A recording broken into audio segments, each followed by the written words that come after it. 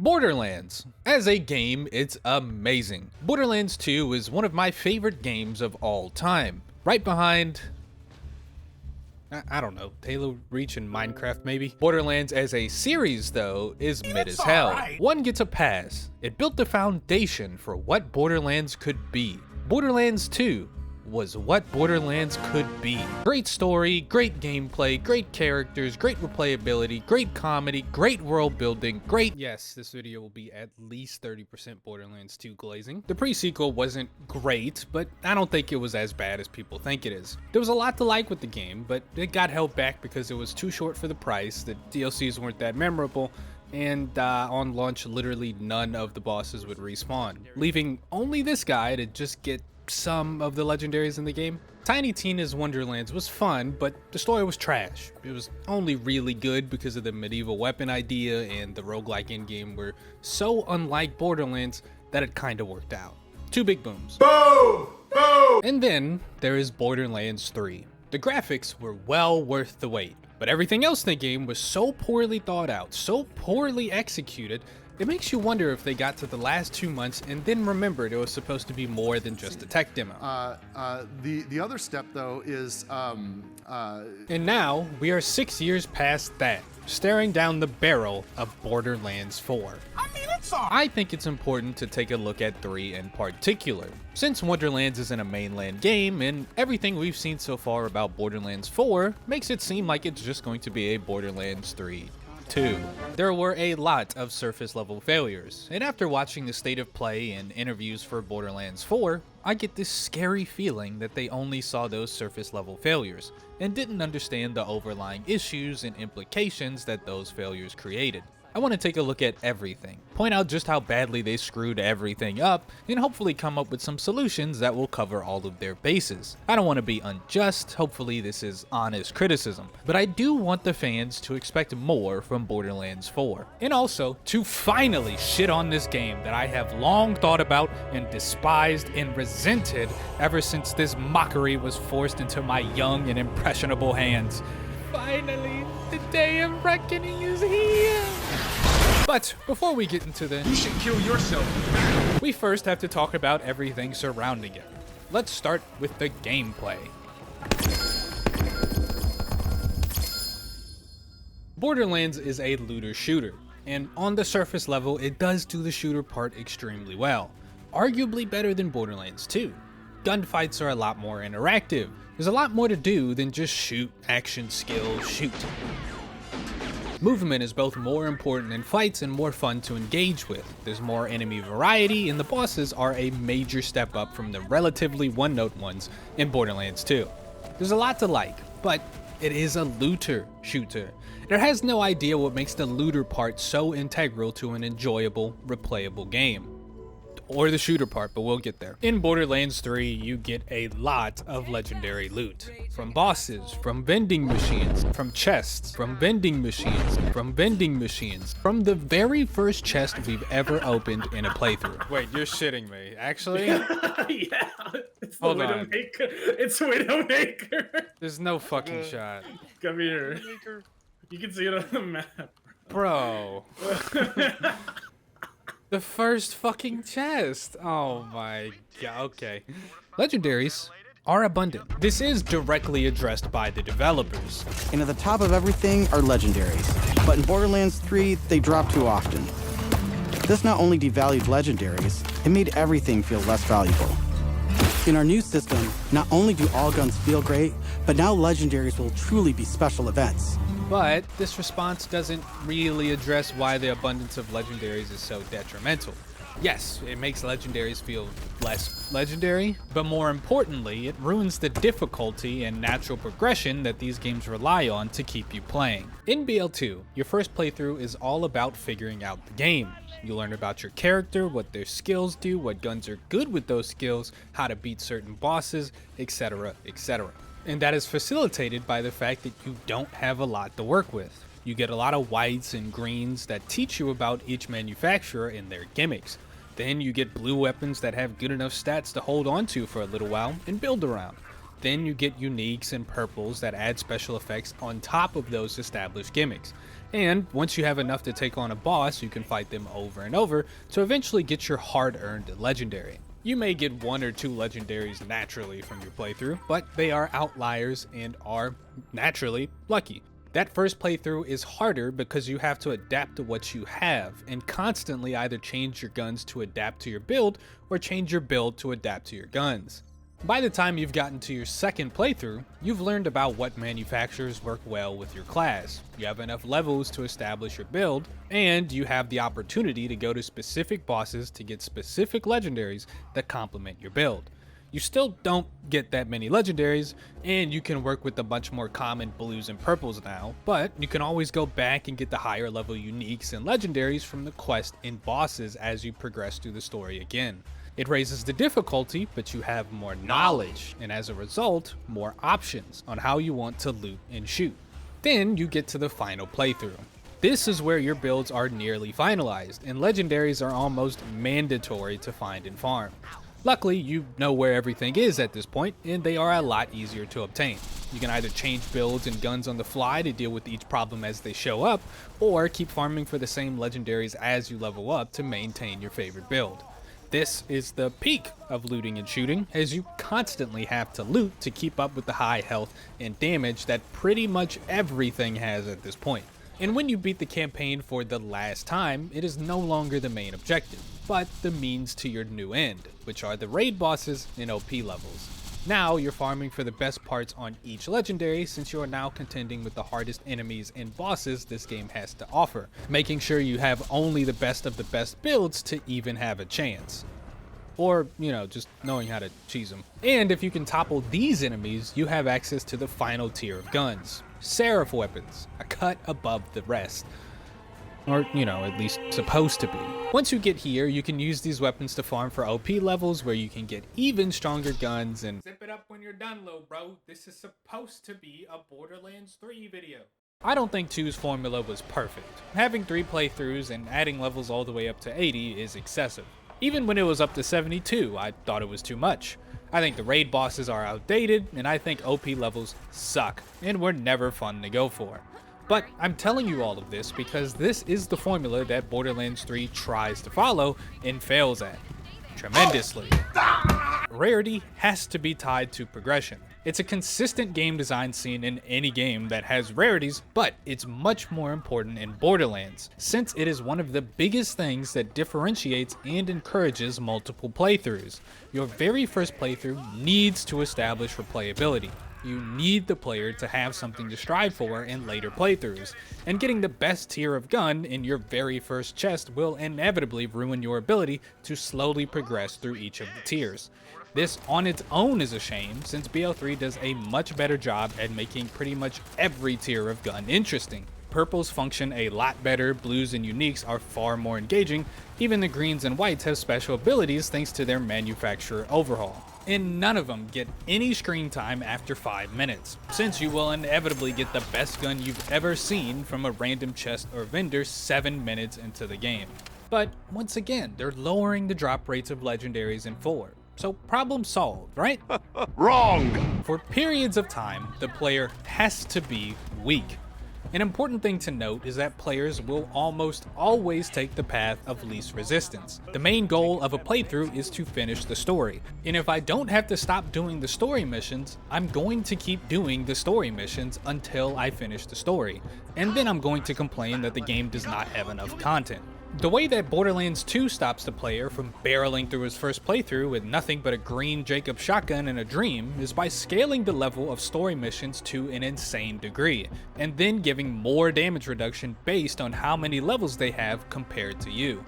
This forces the player to stop and actually explore the world around them. You take side missions that lead you to new areas and reward you with unique weapons. You fight new bosses that can give special drops, and when you complete those missions and fight those new enemies, you get XP, which allows you to go back to the main missions, which unlocks new areas and new side quests and new bosses, and the cycle repeats.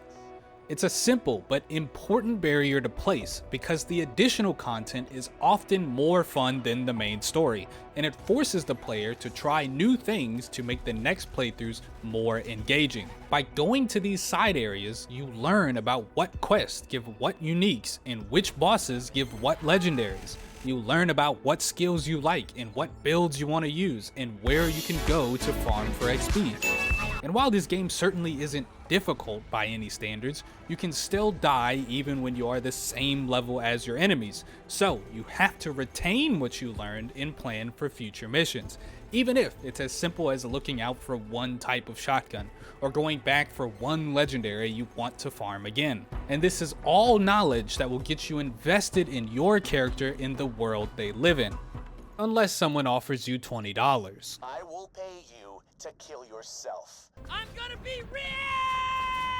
Borderlands' method is not perfect. A level jump is really just an artificial barrier that can easily be ignored if you spend an hour farming Bad Bomb, or an hour fighting that boss anyway. In terms of money, we have no money. Or when you get a legendary that one-shots everything.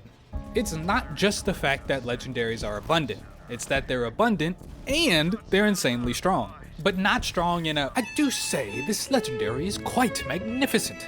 It is just like the purple of recent years, but with additional effects type of way. They're strong in a, oh no, every single gun is like the Norfleet type of way. Save us, please. Every legendary at every point is insanely useful to every class at every level. Yes, you get legendaries very quickly. But the problem is made much worse by the fact that any legendary you get will keep you fighting on its own with no additional help. You don't have to change your build around, you don't have to change your playstyle around. In some cases, you don't even have to interact with the special ability of the gun itself to find success. Their stats are so boosted and the resistances of the enemies are so little that just about anything with any element will destroy every enemy. Easily. So that was a fucking lie. It's so easy that I can ignore the concept of levels for as long as it takes to get my next legendary, which will do the same thing. And soon I will have an entire inventory of legendaries that are insanely underleveled and still one-shot enemies over and over until I have beaten the game. Path of least resistance, I'm not going to stop doing the campaign missions until I have to, and I never have to. So when I go to my second playthrough, I have no idea where anything drops, I have no idea where anything is, and I have not interacted with any of the side missions at all. Who are you? And when the game inevitably gets harder, probably because I forced it to, I have to open up a wiki just to move around and farm. And I am a Terraria player, I love the wiki. But even I find opening the wiki to find out what gun is best for my build, then looking up who drops it, then looking up where that guy is just to go to some random place I've never been before and kill some random guy, boring. You can imagine what it's like for people that are playing on console that have to open up their phone, or broke people with single monitors that have to alt-tab and stop playing the game to learn how to play the game. It makes that second playthrough unappealing for just about anyone, and it's over before you even get to the end game. So when I hear them say, But now legendaries will truly be special events. I worry that the legendaries are just gonna be as strong as they were in Borderlands 3. Asking for guns to be weaker in a PvE game sounds like a stupid idea, even as I say it. But in BL3 state, the guns feel way too samey. Every gun explodes everything and two-shots anything, and there's no reason to ever focus in on their special abilities. I don't want them to be useless, but there should be some level of opportunity cost here. Some variance in strengths and weaknesses, some level of potential that creating a build around them will bring out. And this also shouldn't apply to every gun. BL2 just wouldn't be the same if the god tier guns like the Norfleet, the Conference Call, the Lyuda, the Grog Nozzle, or the double penetrating Unkempt Herald weren't universally fun, universally broken to use.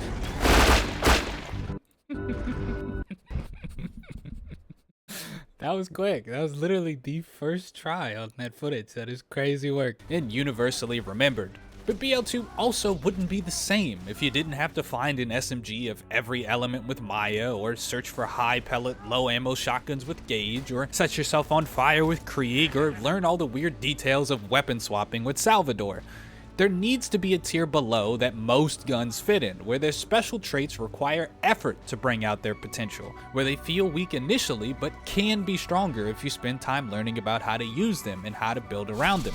Here's the thing. If there's no learning curve, no weapons that require testing, no difficulty that forces experimentation, no connection to my class, my build, my guns, or the game itself, then there's no point to continue playing past that first playthrough. And that's kind of the entire point of Borderlands. But that's enough about the guns. Let's talk about all the innocent people you're shooting. You'll remember me! The world building in BL3 was fucking atrocious, doing everything in its power to make an incredibly interesting concept as boring as it possibly could be. The premise is that you fly to different planets with unique environments, enemies, and vaults. In actuality, that is not the case. A big part of the world building shortcomings do come from the story being so shit, but the story is getting its own very long section. And there's a lot to hate specifically with the worlds themselves. I'm not asking for Lord of the Rings level of development here, but at the very least, when you're building a world, it has to be two things: believable and interesting. And almost every aspect of BL3 is not. Enemy variety is Borderlands non-existent. Not in the sense that enemies aren't unique. There are a lot of different enemies that have designs and attacks that are usually more interesting than that of its predecessor. It's just that you fight pretty much the same unique enemies all the time. You go to Pandora, you fight the COV. Crazy people with guns. You fly to Promethea and you fight the COV again. But also Malawan forces, slightly less crazy people with guns. Fly to Emptiness, you fight Malawan again, the same people with guns. But also some Ratchets. 8 and 6, one mission with monkeys and Ratchets, but then you go back to people with guns. Necrotafeo, the Vault Guardians, clones of Iridians that have strong shields and cool attacks. But this is only for one mission, and then you go back to mostly people with guns. Yes, it has an in-game reason for it to be these psychos and soldiers, but it's still really fucking boring. You have these amazing environments, and instead of leaning into them, they flat out ignore them for a large majority of the story, in favor of teleporting in guy with gun for the 300th time. Yes, it is believable that Ratchets are considered the galaxy's pest if you try your hardest not to read into how the same exact species of Ratch has evolved on completely different planets. But it doesn't really matter because fighting the same tiny insects that occasionally evolve into slightly bigger insects is boring anyway. Eden 6 and Necrotafeo are really the only two planets with actual unique enemies, and they don't even bother trying to explain why. Jabbers and dinosaurs just exist on Eden 6, and Necrotafeo is just a weird planet with Iridians on it. In direct comparison to BL2, zip it up when you're done. You don't have to go out of your way to see the wildlife. You fight basically everything in the main story, and they did such a good job with making its enemies believable and interesting that you don't even notice it until you actually think about it. It makes sense that in a barren landscape with nothing but bones and tires, skags would evolve with large mouths and corrosive spit to eat anything they can find, and use armored plates and dens to combat all the racks from above and crazy people driving cars that are constantly harassing them. It makes sense that stalkers, with their ability to convert sunlight into electrical energy and turn invisible, would thrive in large open areas where snipers and robots are constantly patrolling.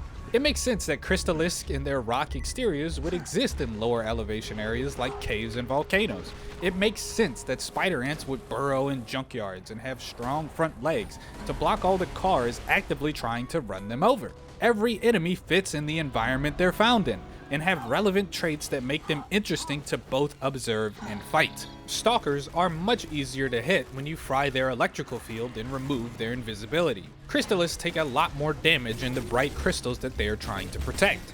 Skags can be run over. It's rudimentary, but it works. They make every environment feel far more believable, as it gives the impression that you are exploring a real, living, breathing world that has existed before you. And it makes exploring new areas far more interesting, as you learn about these new enemies and how to change your playstyle to take them out. And with interesting enemies, you can establish precedents, and then play with that formula to create mini-bosses and bosses with evolved forms from the originals. There has to be a break in the monotony of guys with guns, and I have to care about the world and the things living in it. That attention to detail is the difference between me exploring the world and hunting down cool new enemies, and me driving to a point on the map to kill this thing you drag and dropped into the world for a gun. But back to BO3. The environments themselves are actually quite beautiful. I like the big city. I like the swamp with big trees. I don't really like this. Most of the planets look great, but they are also extremely one note. Everywhere on Eden 6 looks like this. Everywhere on Promethea looks like this. Pandora had this, all in one world. None of these planets are believable or interesting. They don't feel like I'm traveling to a different planet with different environments and flora and fauna and whatnot. It's just another area that takes significantly longer to travel to. This is a very obvious mistake and has a very easy solution. But it's one that I am terrified they won't follow through on because they're too busy gawking at snow falling for the first time. And to bring Kairos to life, we've introduced dynamic weather and events, so you constantly have new things to discover. And a small detour on that. Weather is such a weird thing to bring up without giving any actual payoff. I get that it adds some believability, a thing I just emphasized a lot about, but in my opinion, you can do a lot more than just adding rain. Weather on a new planet is such a goldmine of interesting ideas that I think haven't really been explored. Go all in with it. Have the weather constantly changing and constantly impacting how you approach an area. Maybe one area gets a snowstorm and some paths are now blocked off from snow, and you have to find another way to navigate the land, which would be way cooler without a minimap, which they are also focusing on for some weird reason. Maybe you move slower when you aren't shooting a fire weapon or have a fire shield equipped. You can have the enemies also caught by surprise, and anyone not wearing the right clothes or right gear will freeze too. Maybe they're more likely to drop fire weapons during a snowstorm, and that'll make it much easier to farm for that specific element. What if you traveled to a world and there's acid rain falling? Wouldn't it be cool if the boss in the area was infused with the acid rain and got new corrosive attacks, and after you beat them they had a much higher chance of dropping corrosive variants of their legendaries? Wouldn't it be interesting if bosses had different boss battles and different attack patterns and weaknesses depending on the current weather? This would be a great way of getting the player to change loadouts and builds depending on what the weather was or what specific variant of the boss they wanted to fight. Wouldn't it be really cool if raid bosses were the same bosses but infused with multiple or all of their variants, creating new boss fights where they constantly change attacks and timings and elements and weaknesses?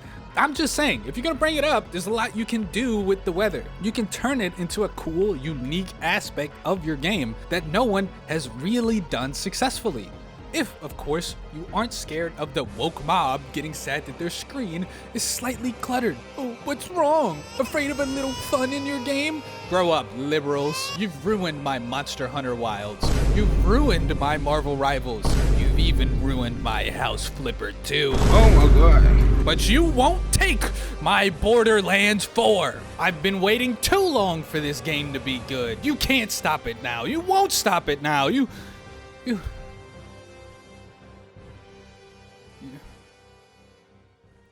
Sorry, I got a little carried away there. Where was I? Yes, of course. We need more variety in both the enemies and the environments. You know, it's all about atmosphere, right? Speaking of atmosphere...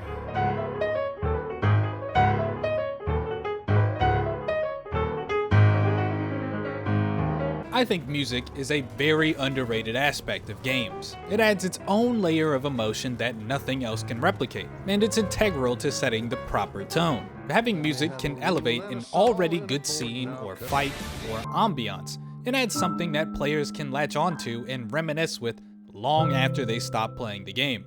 But you can't just hot drop your favorite song in the middle of a heart-wrenching scene. Music is like seasoning. If it's done right, you don't even notice it. It complements the meal perfectly and highlights its strongest flavors. But if it's done incorrectly, it overshadows the original meal, and it's the only thing you can focus on. So, does BO3 properly season its meal? Is the music good? Well, let's see.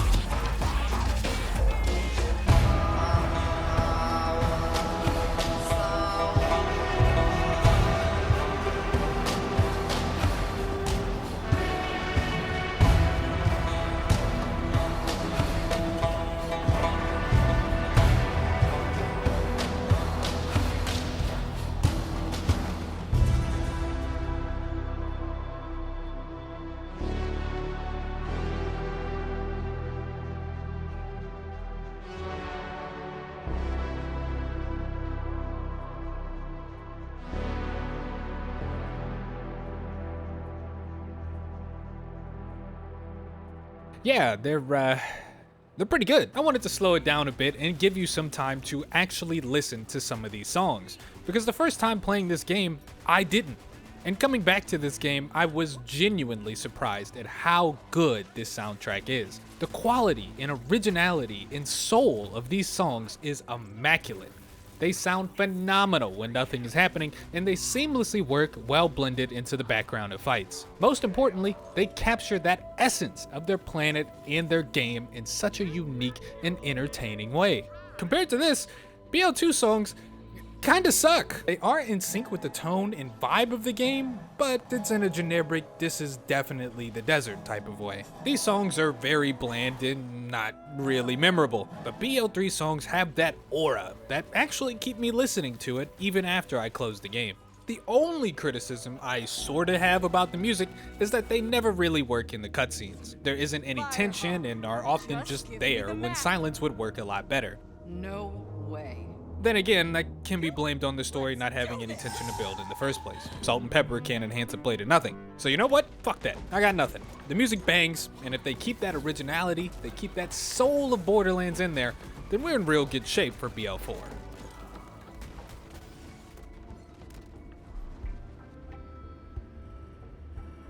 Bored. Borderlands, along with any other RPG, needs the leveling system to feel rewarding. As you level, you get stronger, and as you get stronger, you unlock cooler abilities or skills or items or passives, and those abilities or skills or items or passives build on top of each other to facilitate new interactions and cool combinations to combat the enemies who are constantly and consistently creating challenges. The destination of big guns and earthquakes and stealth archering has to look enticing enough to get you to go through all of that hard work required to get there. And the journey has to be engaging enough to keep you playing through the inevitable dry spells or hard bosses or a 9 to 5. For Borderlands, the journey is often the destination. Both your skills and your guns are constantly changing and interacting with each other, and a good chunk of the game's enjoyment at least for me, stems from the process of playing around with whatever you find, figuring out what guns work best with my build, and combining my luck and my skill to obliterate whatever happens to find themselves in my crosshair. But that enjoyment in my brain, not in mine, is reliant on the guns, the skills, and the enemies being consistently fun to interact with. If it feels like my skills don't matter because my guns are broken, if it feels like my guns don't matter because my skills are broken, if it feels like I'm going through levels and nothing is changing, nothing is evolving, nothing is moving forward, then I'm gonna get bored. And for 1.5 playthroughs, I was bored. This is mostly because you don't have to think after getting your first legendary. Partly because the enemies don't force you to experiment with your build, and partly because the skills suck. Let's take a look at Zane's skill trees. Undercover is a cross between defense and cryo, having skills that do more depending on how full or how low your shield is, and having some skills that deal or add cryo damage. But if you'll notice, almost all of the skills are just good. Increase your cooldown rate the more shields you have.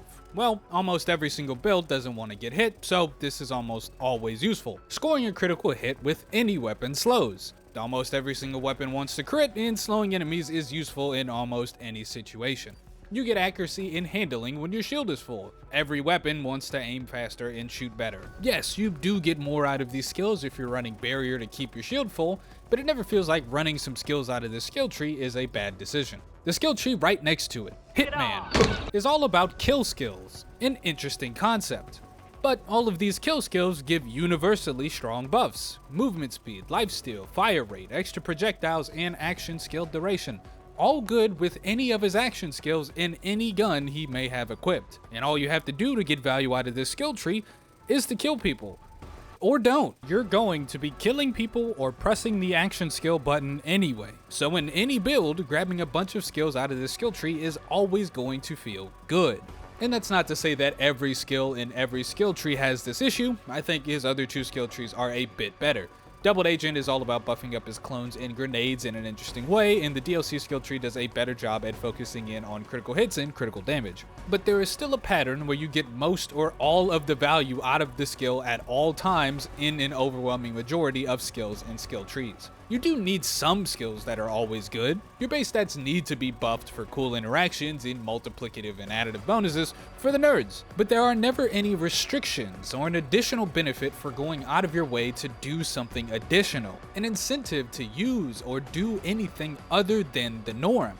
In direct comparison to Undercover, Salvador's bronze skill tree is all about defense as well. It has the universally good maximum health and health regen skills, but the skills that boost damage give you more damage with less health or shields. You get stronger when you're closer to death, which isn't always practical. Every class likes health, but builds that rely on a good shield are going to stay at high health and probably aren't going to get that much value out of a lot of skills in this skill tree. There is inherent value in them, but you have to do something extra, like picking lower HP shields with special effects or purposely taking more damage to get the full value out of these skills. And this is not to say that BL2 was perfect with its skill trees either. I think Maya's Harmony skill tree doesn't make a lot of sense from a design or a practical standpoint, and I think everything about Axton sucks. But there was a better understanding of potential, making sure most of a skill's value was locked behind intentional choices or combinations of your guns or build overall. In BL3, you don't make any choices with these skills, which means you build the same way almost every single time, which leads to no real thought being needed to create a successful build, which means you're far less attached to your build, which means you're far less interest in leveling and speccing and respeccing into your build. And that makes the whole idea of skill trees a lot more bland and a lot less fun to interact with. Oh, hell no. I'm buying my cheeseburger. But the far more pressing issue is that none of the skills in BL3 are iconic. Those middle and end skills are supposed to define your build, change the game, really make you feel like Batman, but none of them do that. There aren't really any skills that add or change anything about your playstyle. They just improve it. If we look at the Zane trees again, Barrier gains the effects of your currently equipped shield. Very big, very impactful, very demure. But you were already putting the barrier up. All this skill does is make the barrier better. Nothing has changed. Well, what about the final skill in the tree? Confident Competence. You get more damage and accuracy when you have full shield. Wow. You were already running barrier and you were already using it to not take damage. You just deal more damage. That's it. That's the entire skill. In contrast, Bore. It's a very simple skill, but by letting your bullets pierce and deal more damage for each time it pierces, it completely changes the way you think about approaching a gunfight. Instead of running around willy-nilly, you want to take a little more time to try and get bodies lined up behind each other. It changes what guns you use. High damaging, precise single-shot weapons are going to be a lot better with this skill. It changes the way you aim at enemies, how you fight bosses, when you use deception. It defines your build.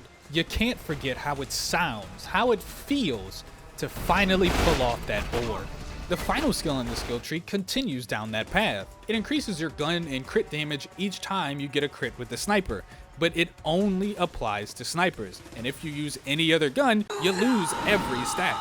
It completely changes the way you think about approaching a gunfight. You want to stack on weaker enemies and go out of your way to engage in random encounters just so you can get that big number up before you fight a boss. It obviously changes what guns you use, the way you aim at enemies, how you fight bosses, when you use deception. It defines your build. Back to 3, Flak's Hunter skill tree, arguably the most popular skill tree that he has. Every shot has a chance to fire an extra projectile.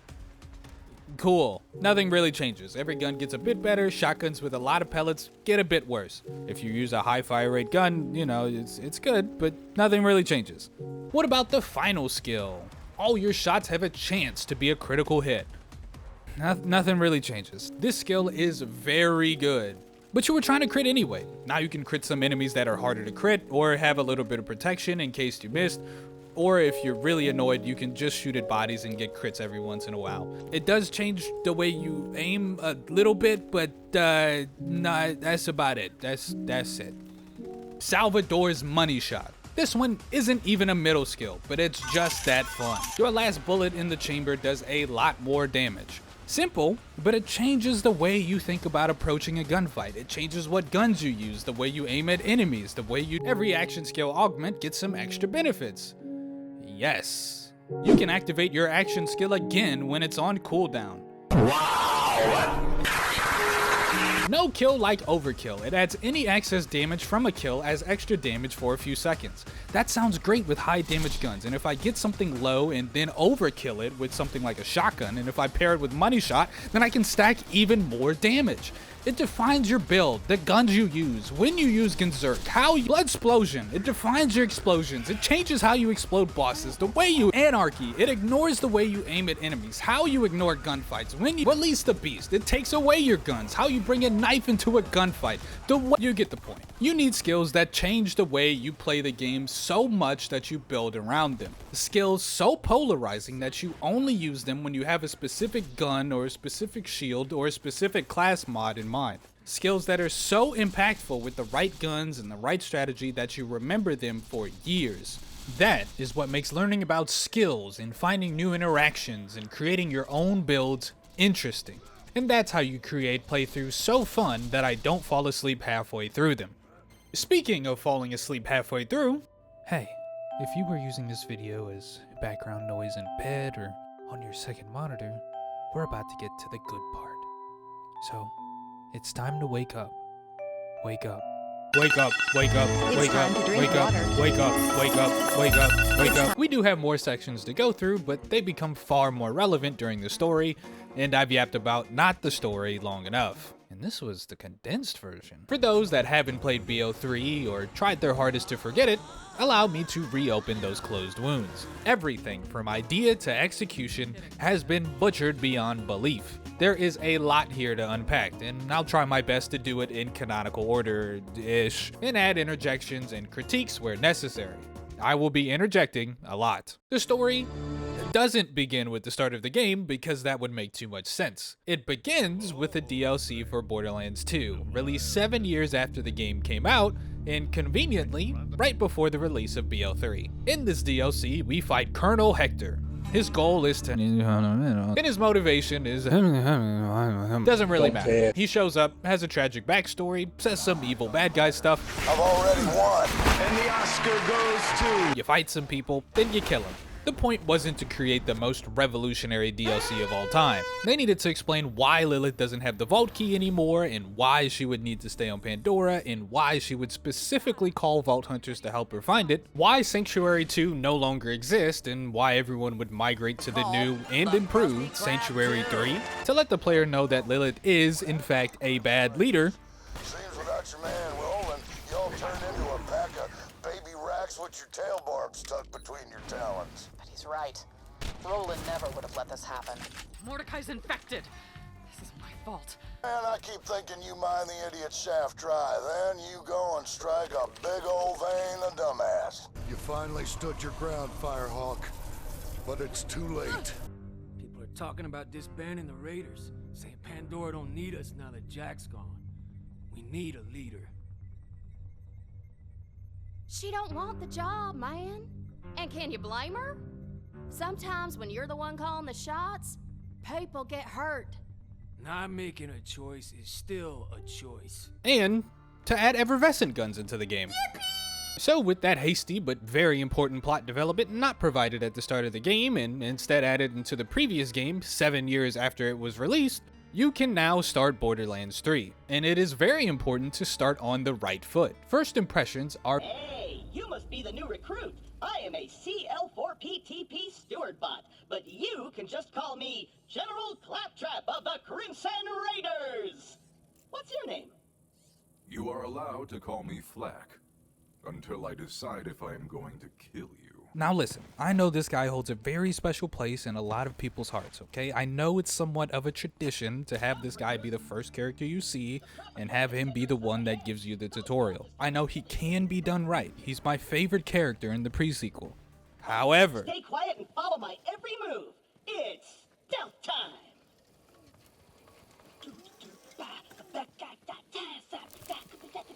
Stealth time. I'm gonna walk over here and gonna turn. And I'm gonna go over here super quiet. Tiptoeing over here. Gonna spin around. I'm so quiet. So super quiet. Oh, that was a bit too loud.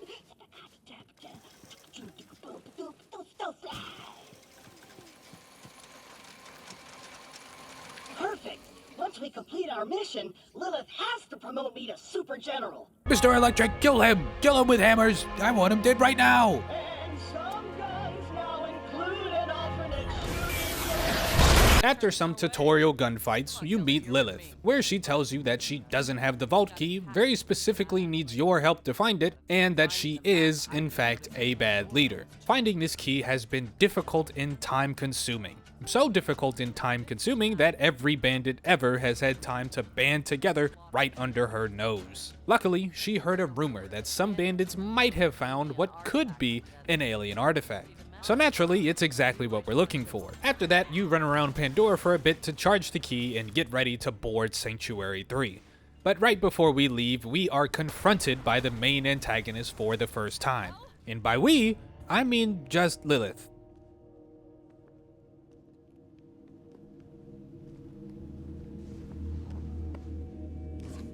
Firehawk, just give me the map.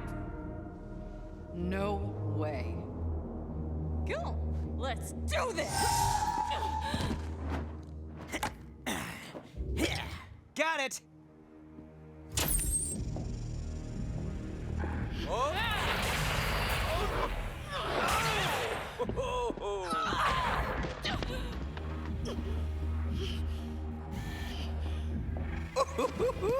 This is gold!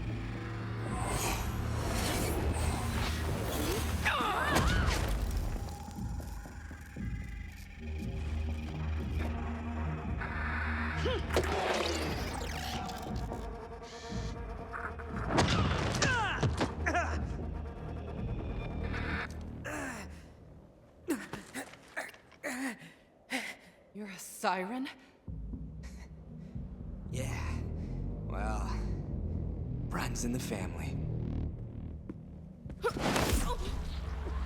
I'm the siren. He's just a parasite. Literally, when we were born, our father had to cut him off me. Now I'm the only thing keeping him alive. What are you doing? I can leech the power from any living thing. Even you, Firehawk. Legendary Vault Hunter. Slayer of the Destroyer. Firehawk. So many titles. So little impact. Well, I've taken your powers. Might as well finish you off. Tyreen! Fine.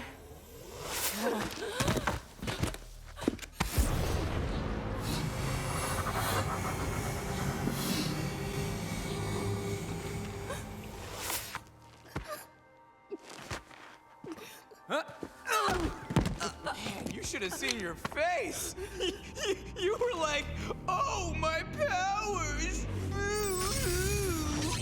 Ty, come on. We're live in 3, 2. What is up, brothers and sisters? God Queen Tyreen coming to you live. We got something real special for you today. Your #1 most requested murder. It's the great heretic herself, the Firehawk. Well, look who got plucked. Smile. Let's give this Firehawk thing a try. Where my Radiant dear followers at? Ha! Loving it! But that's not all. Our path to the Great Vault has been revealed. Next stop, Promethea! Don't forget to like, follow, and obey. Don't feel bad, Lil. All legends have to die. You had a good run. I guess? That's just something people say. I don't really believe it. All right, let's get out of here. I want to see if Katagawa is good on his word. Leave the scraps to the dogs. Bye-bye now. Thanks for the map. And your powers. I'll make sure to finish what you started. Later, Firehawk. Or whatever you are now.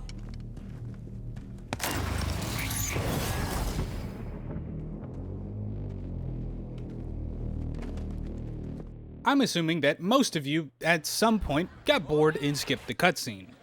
Good, it was boring as fuck. The first cutscene is trying to accomplish a couple things at once. The main goal is to set the story, what we're going to be doing for the rest of the game and why we're doing it. It wants to introduce the antagonists, who they are, what they're trying to accomplish, why we should view them as real threats. It wants to show that Lilith is in fact a bad leader. The biggest issue is that it just isn't realistic. I need to believe that what is happening on my screen is a thing that is happening, and not just a script and animation.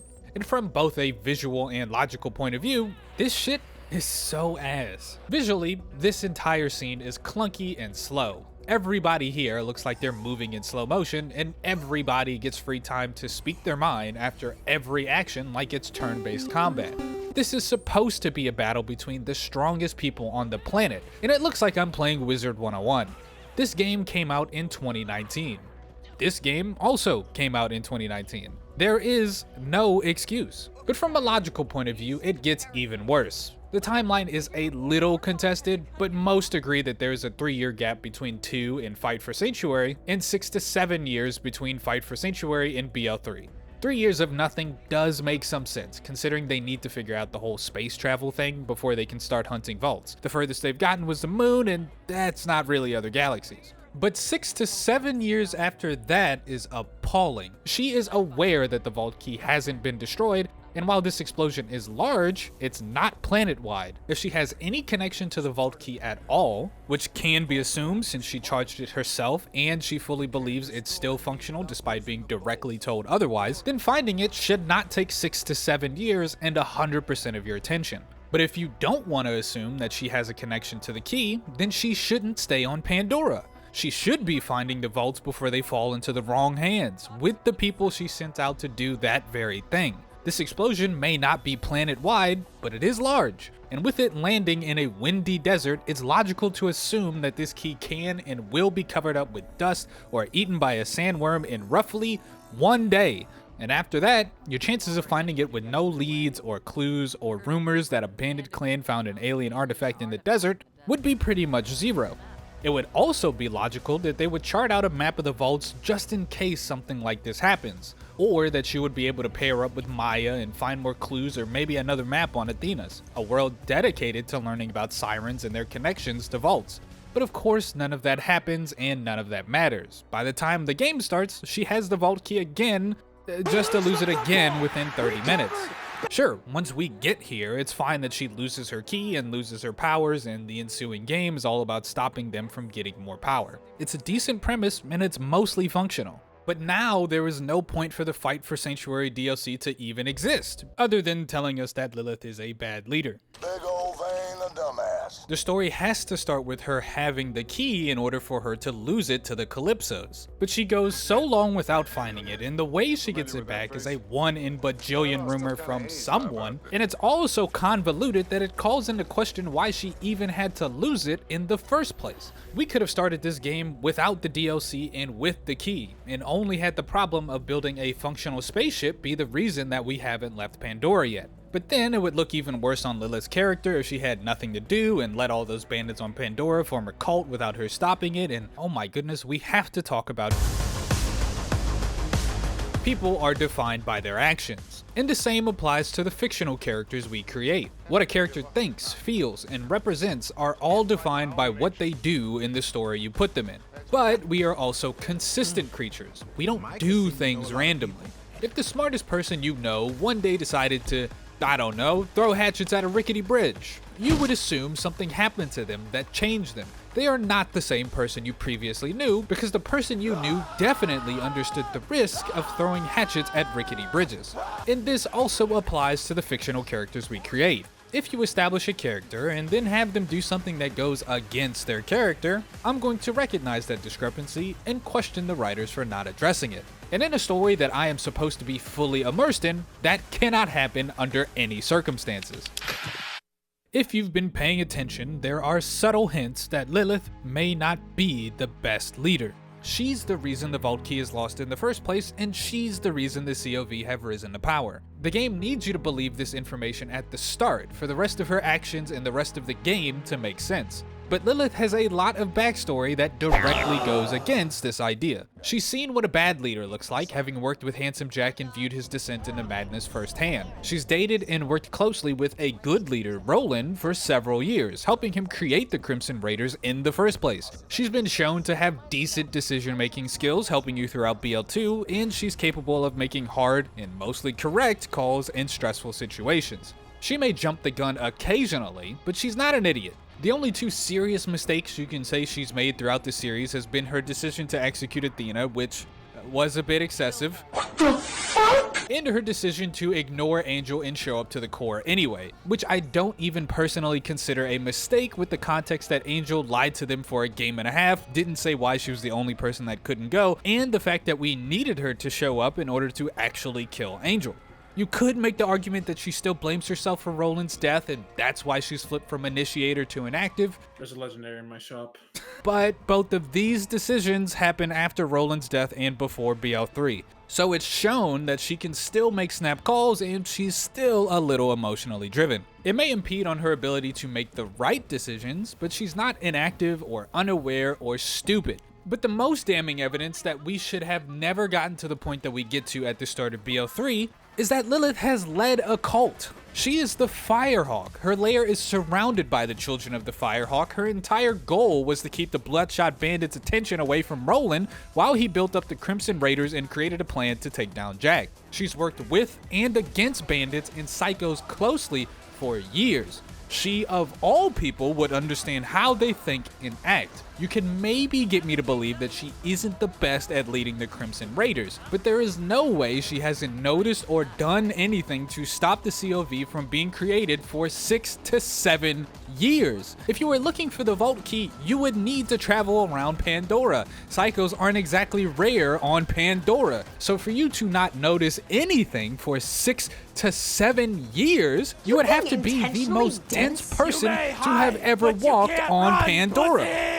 Lilith was one of the most competent characters to have come out of this series, and before we have even begun discussing the very first cutscene, BL3 has ruined her character.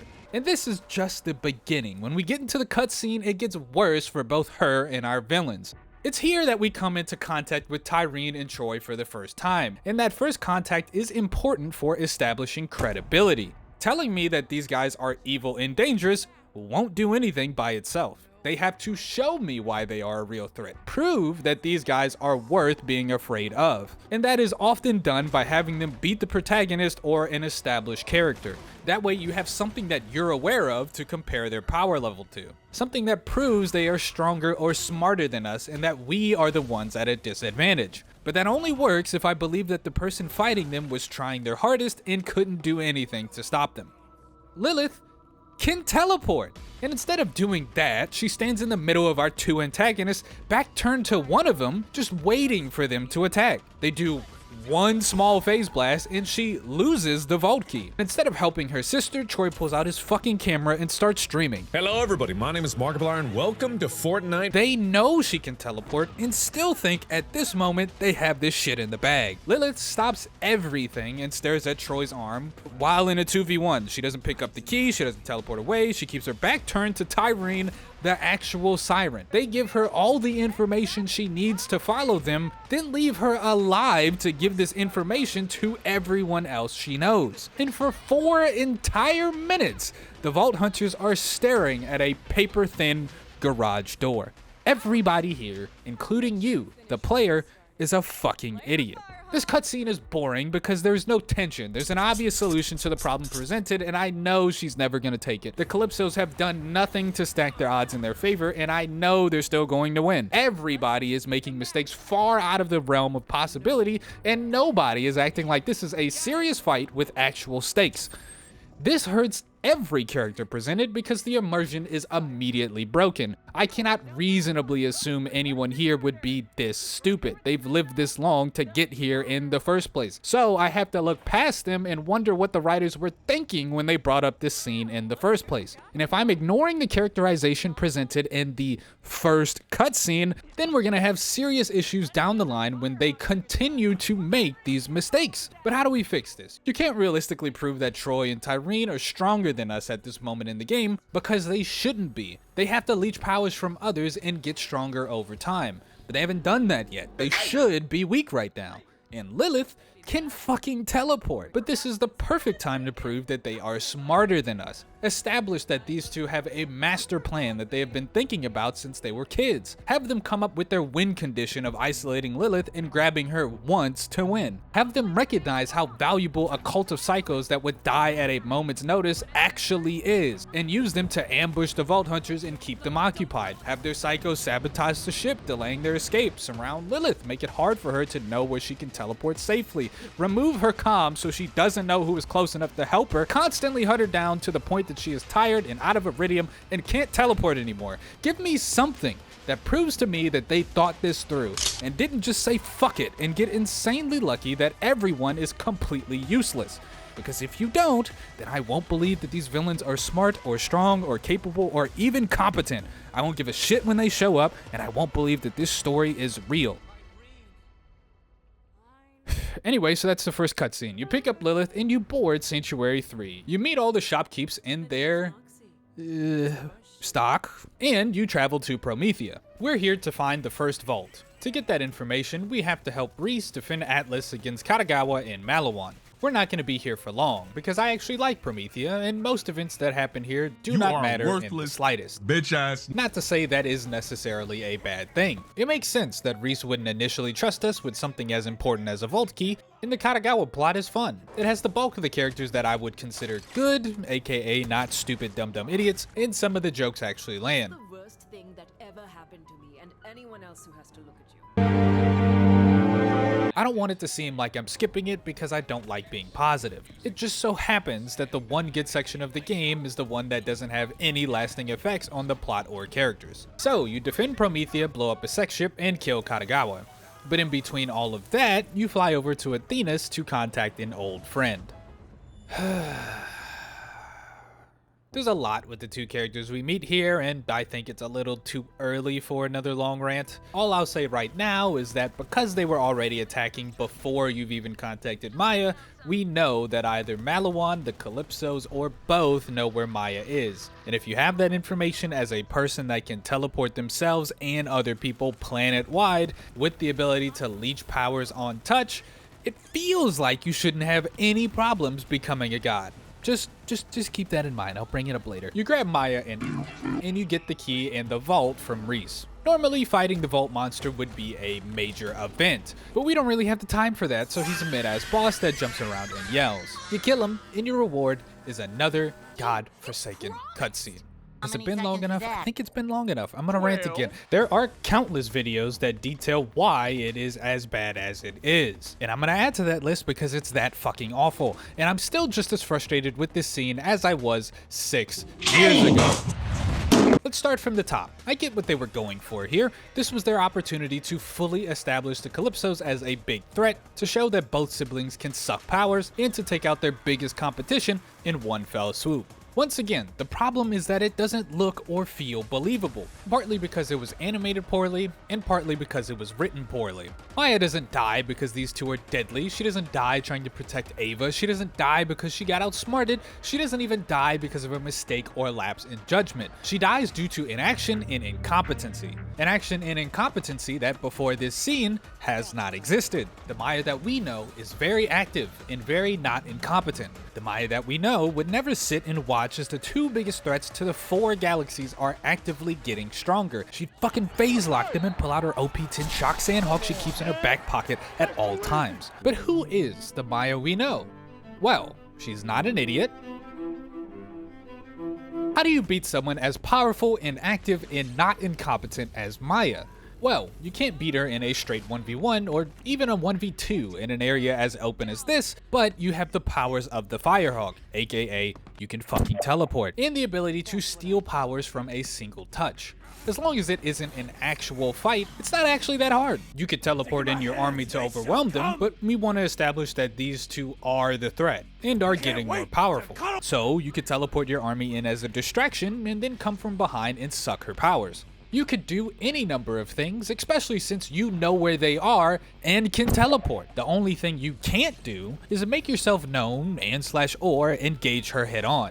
With all this power and time and element of surprise, what do? Do they A, teleport in while her and the Vault Hunters are distracted and knock her out? Do they B, teleport? What's up, bitches? I'm not Sun Tzu or Napoleon or a leader of a cult. This isn't some high-level strategy. This is common sense. And the fact that they do the one thing they can't do and it works only makes them look worse. I lose all notion of them having some master plan because they couldn't even come up with anything good in the short term. I lose all sense of them being scary or dangerous because the one time they killed was due to literal divine intervention, which sets a precedent that they will always win regardless of what situation they're put into, simply because the story needs them to. They didn't overpower us with raw strength, they weren't ahead of us at every turn, they fucking cheated and got the W despite doing everything in their power to lose. So how did everyone fuck it up this badly? Well, let's go through it. My name is Troy Calypso, and you're watching Disney Channel. It's crazy, man. It's crazy. The Calypsos are sucking this monster dry. And then one of them turns their back, giving Maya an opportunity. And instead of doing something, Maya turns around and stops Ava from running towards them empty-handed. And then the guy that had his back turned to the person that could end him with a flick of her wrist turns back around and then explains what they're doing. And then they lock hands and give Maya another opportunity. And we're doing nothing. And we gotta hit him with the "we're leaving now." And why are we even here in the first place? What are we even doing?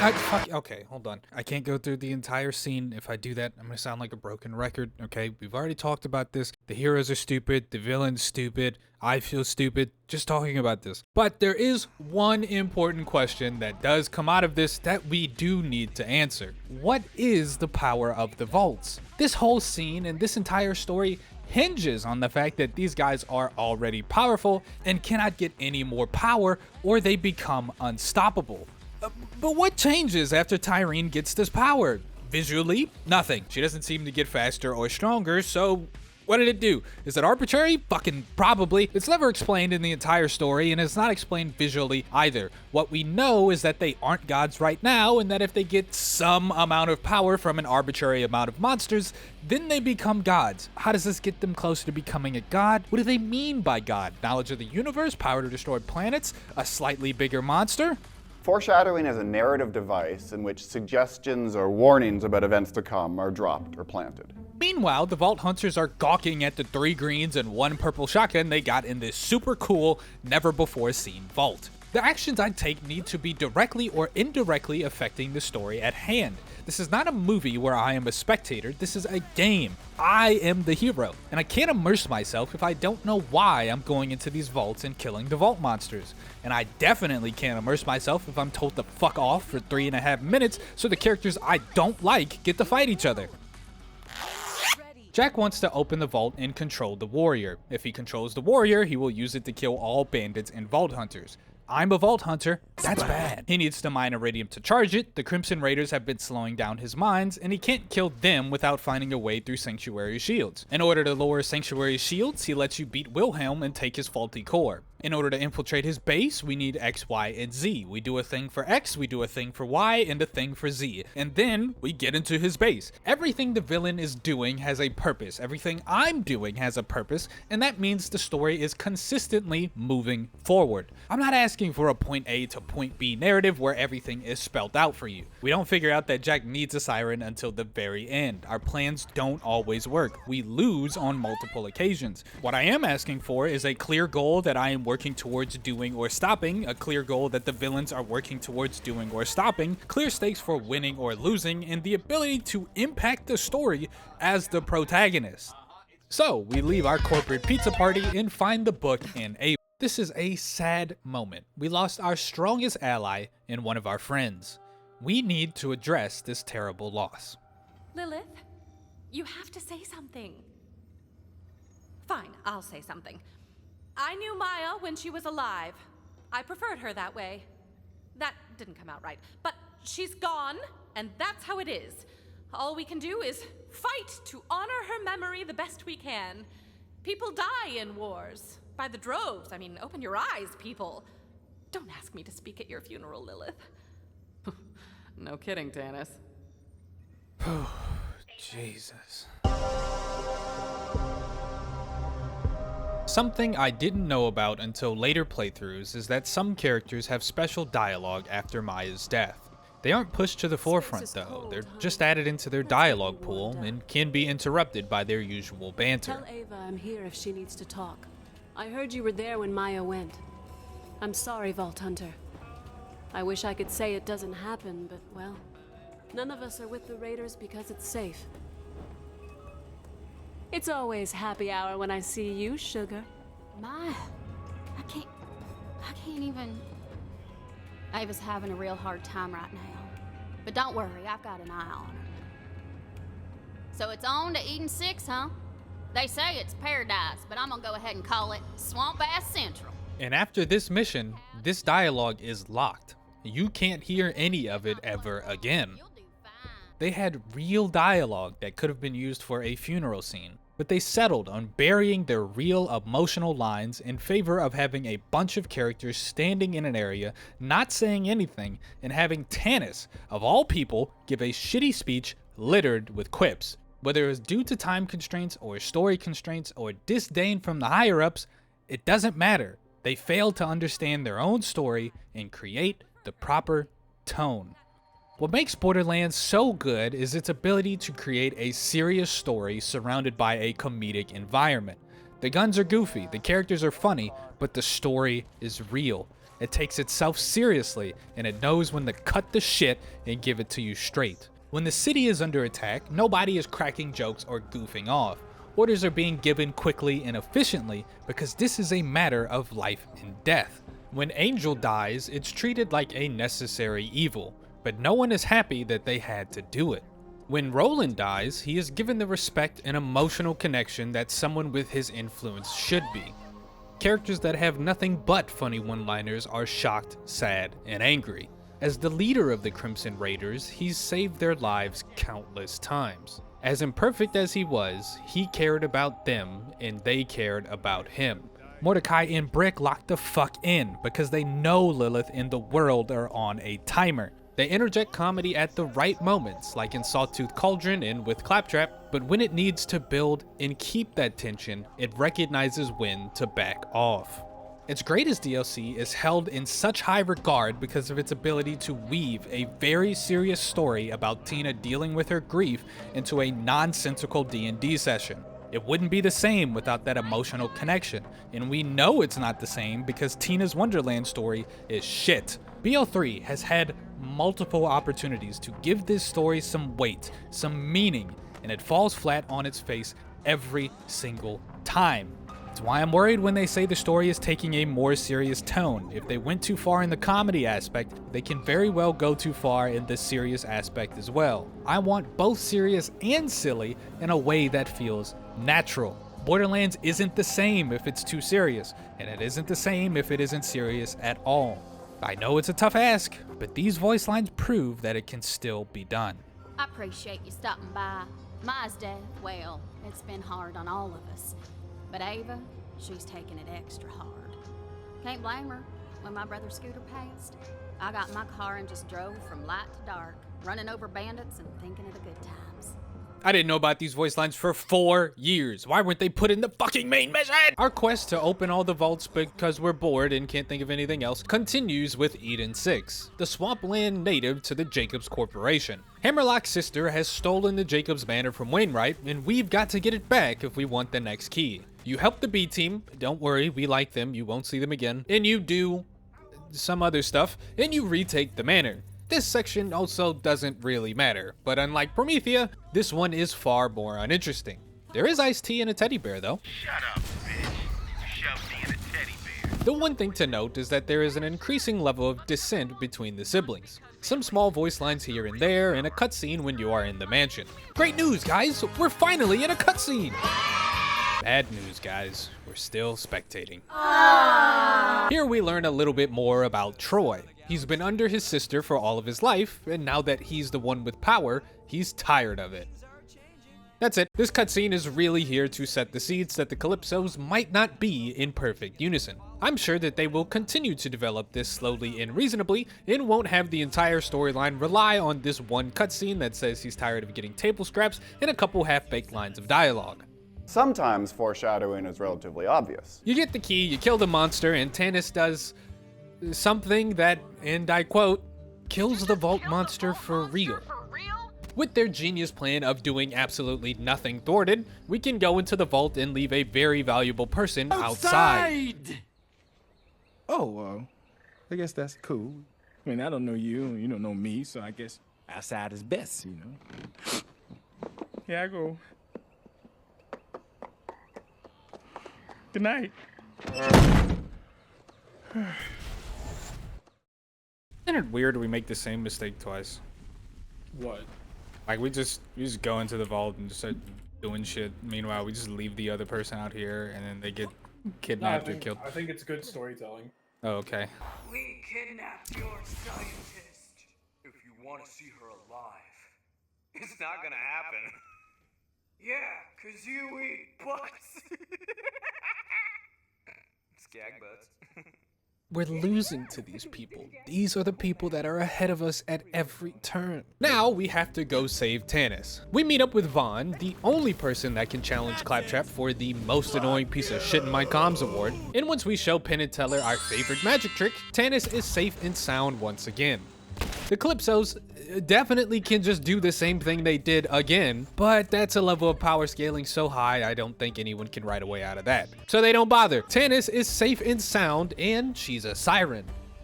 Who cares? Uh-oh. The Calypsos are now really close to opening the Great Vault. Was there any indication that they were getting close to opening the Great Vault? Did it have anything to do with any of the actions we or they have taken in the entirety of this game so far? Did us killing the Vault monsters or them sucking their power do anything to further this plot? No, of course not. Why the fuck would it do that? We say goodbye to everyone, as if this is what we've been building up to for more than a single setup mission, and we storm their cathedral. This is a tough battle, but don't worry, everyone is watching you do it and nobody is here to help you. Are we live streaming too? What's going on here? What? Doesn't matter, we cut off their iridium supply. He's still charging the key. Where's Troy getting that type of power? That's right, those half-baked voice lines of them slightly disagreeing in one cutscene saying he doesn't like that she's the center of attention means that he is going to kill his sister.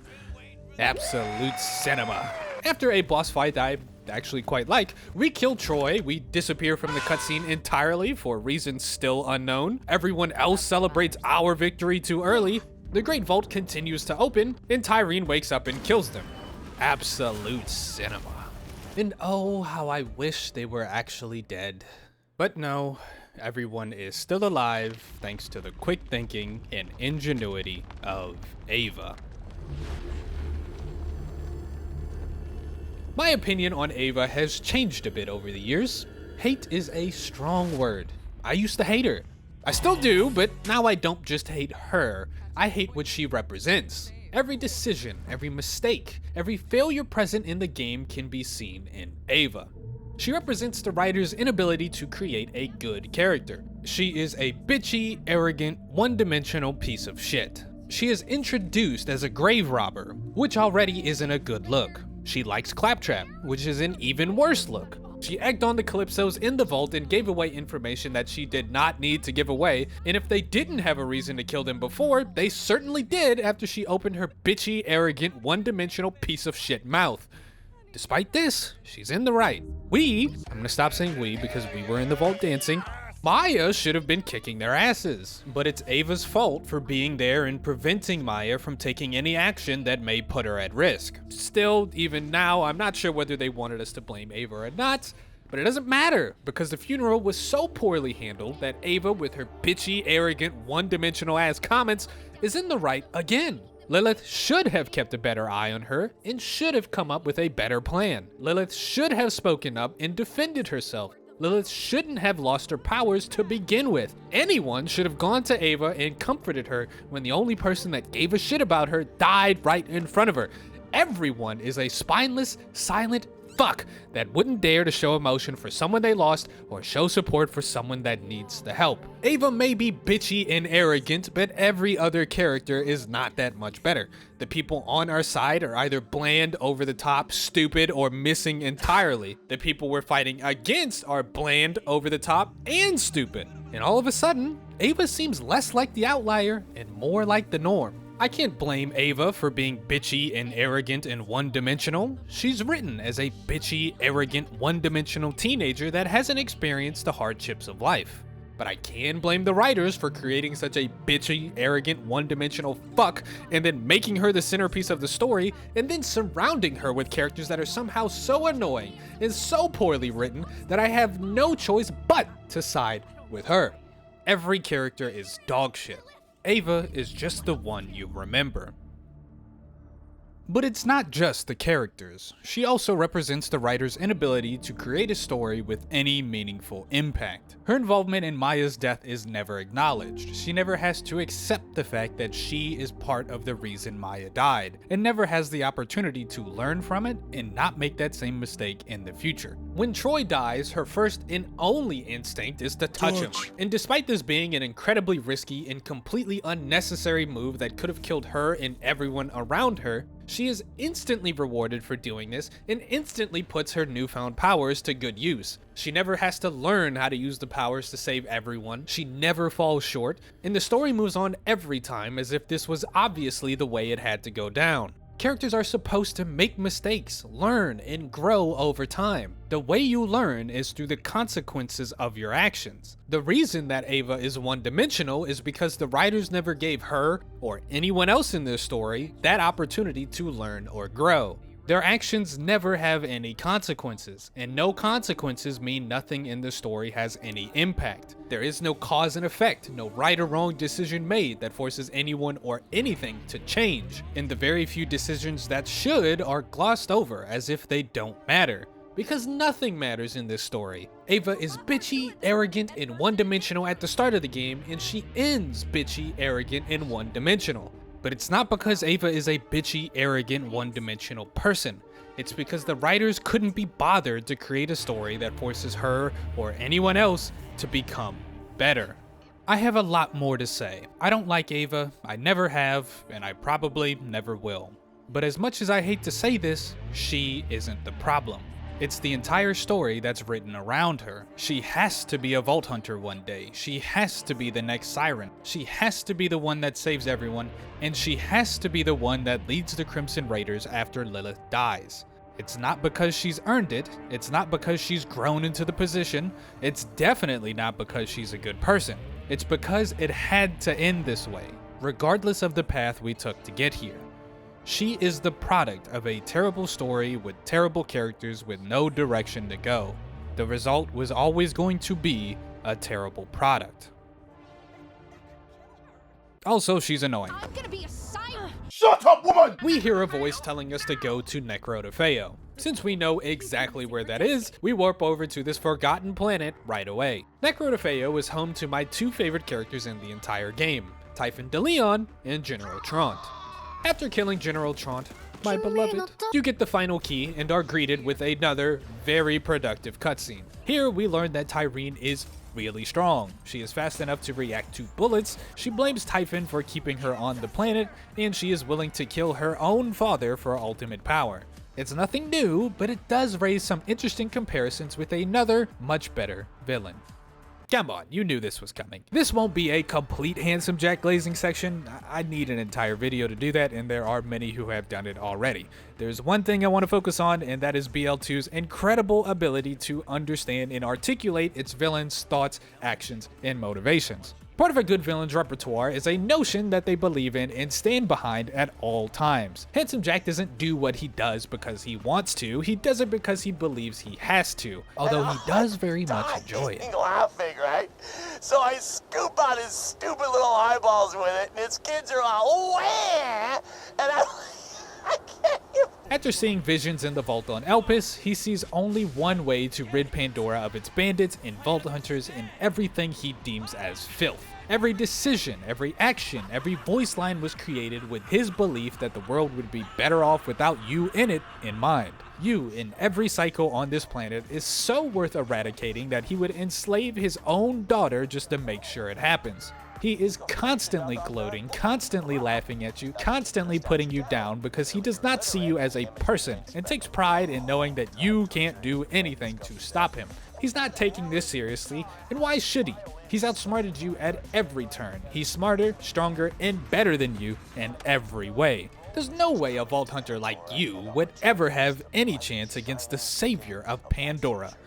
And then you get into his daughter's chambers. Suddenly, you have gotten very close to something he actually cares about. Suddenly, his demeanor changes from cocky to desperate. Suddenly, a bandit like you can be reasoned with. But nothing works, and his daughter is dead.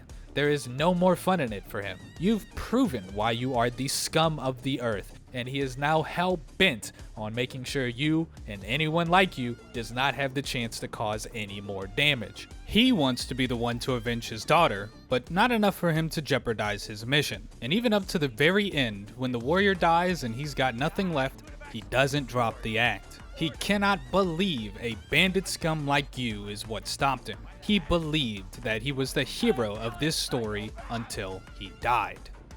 I have no idea what these two believe in. Their motivation is that they never got to fly to different planets.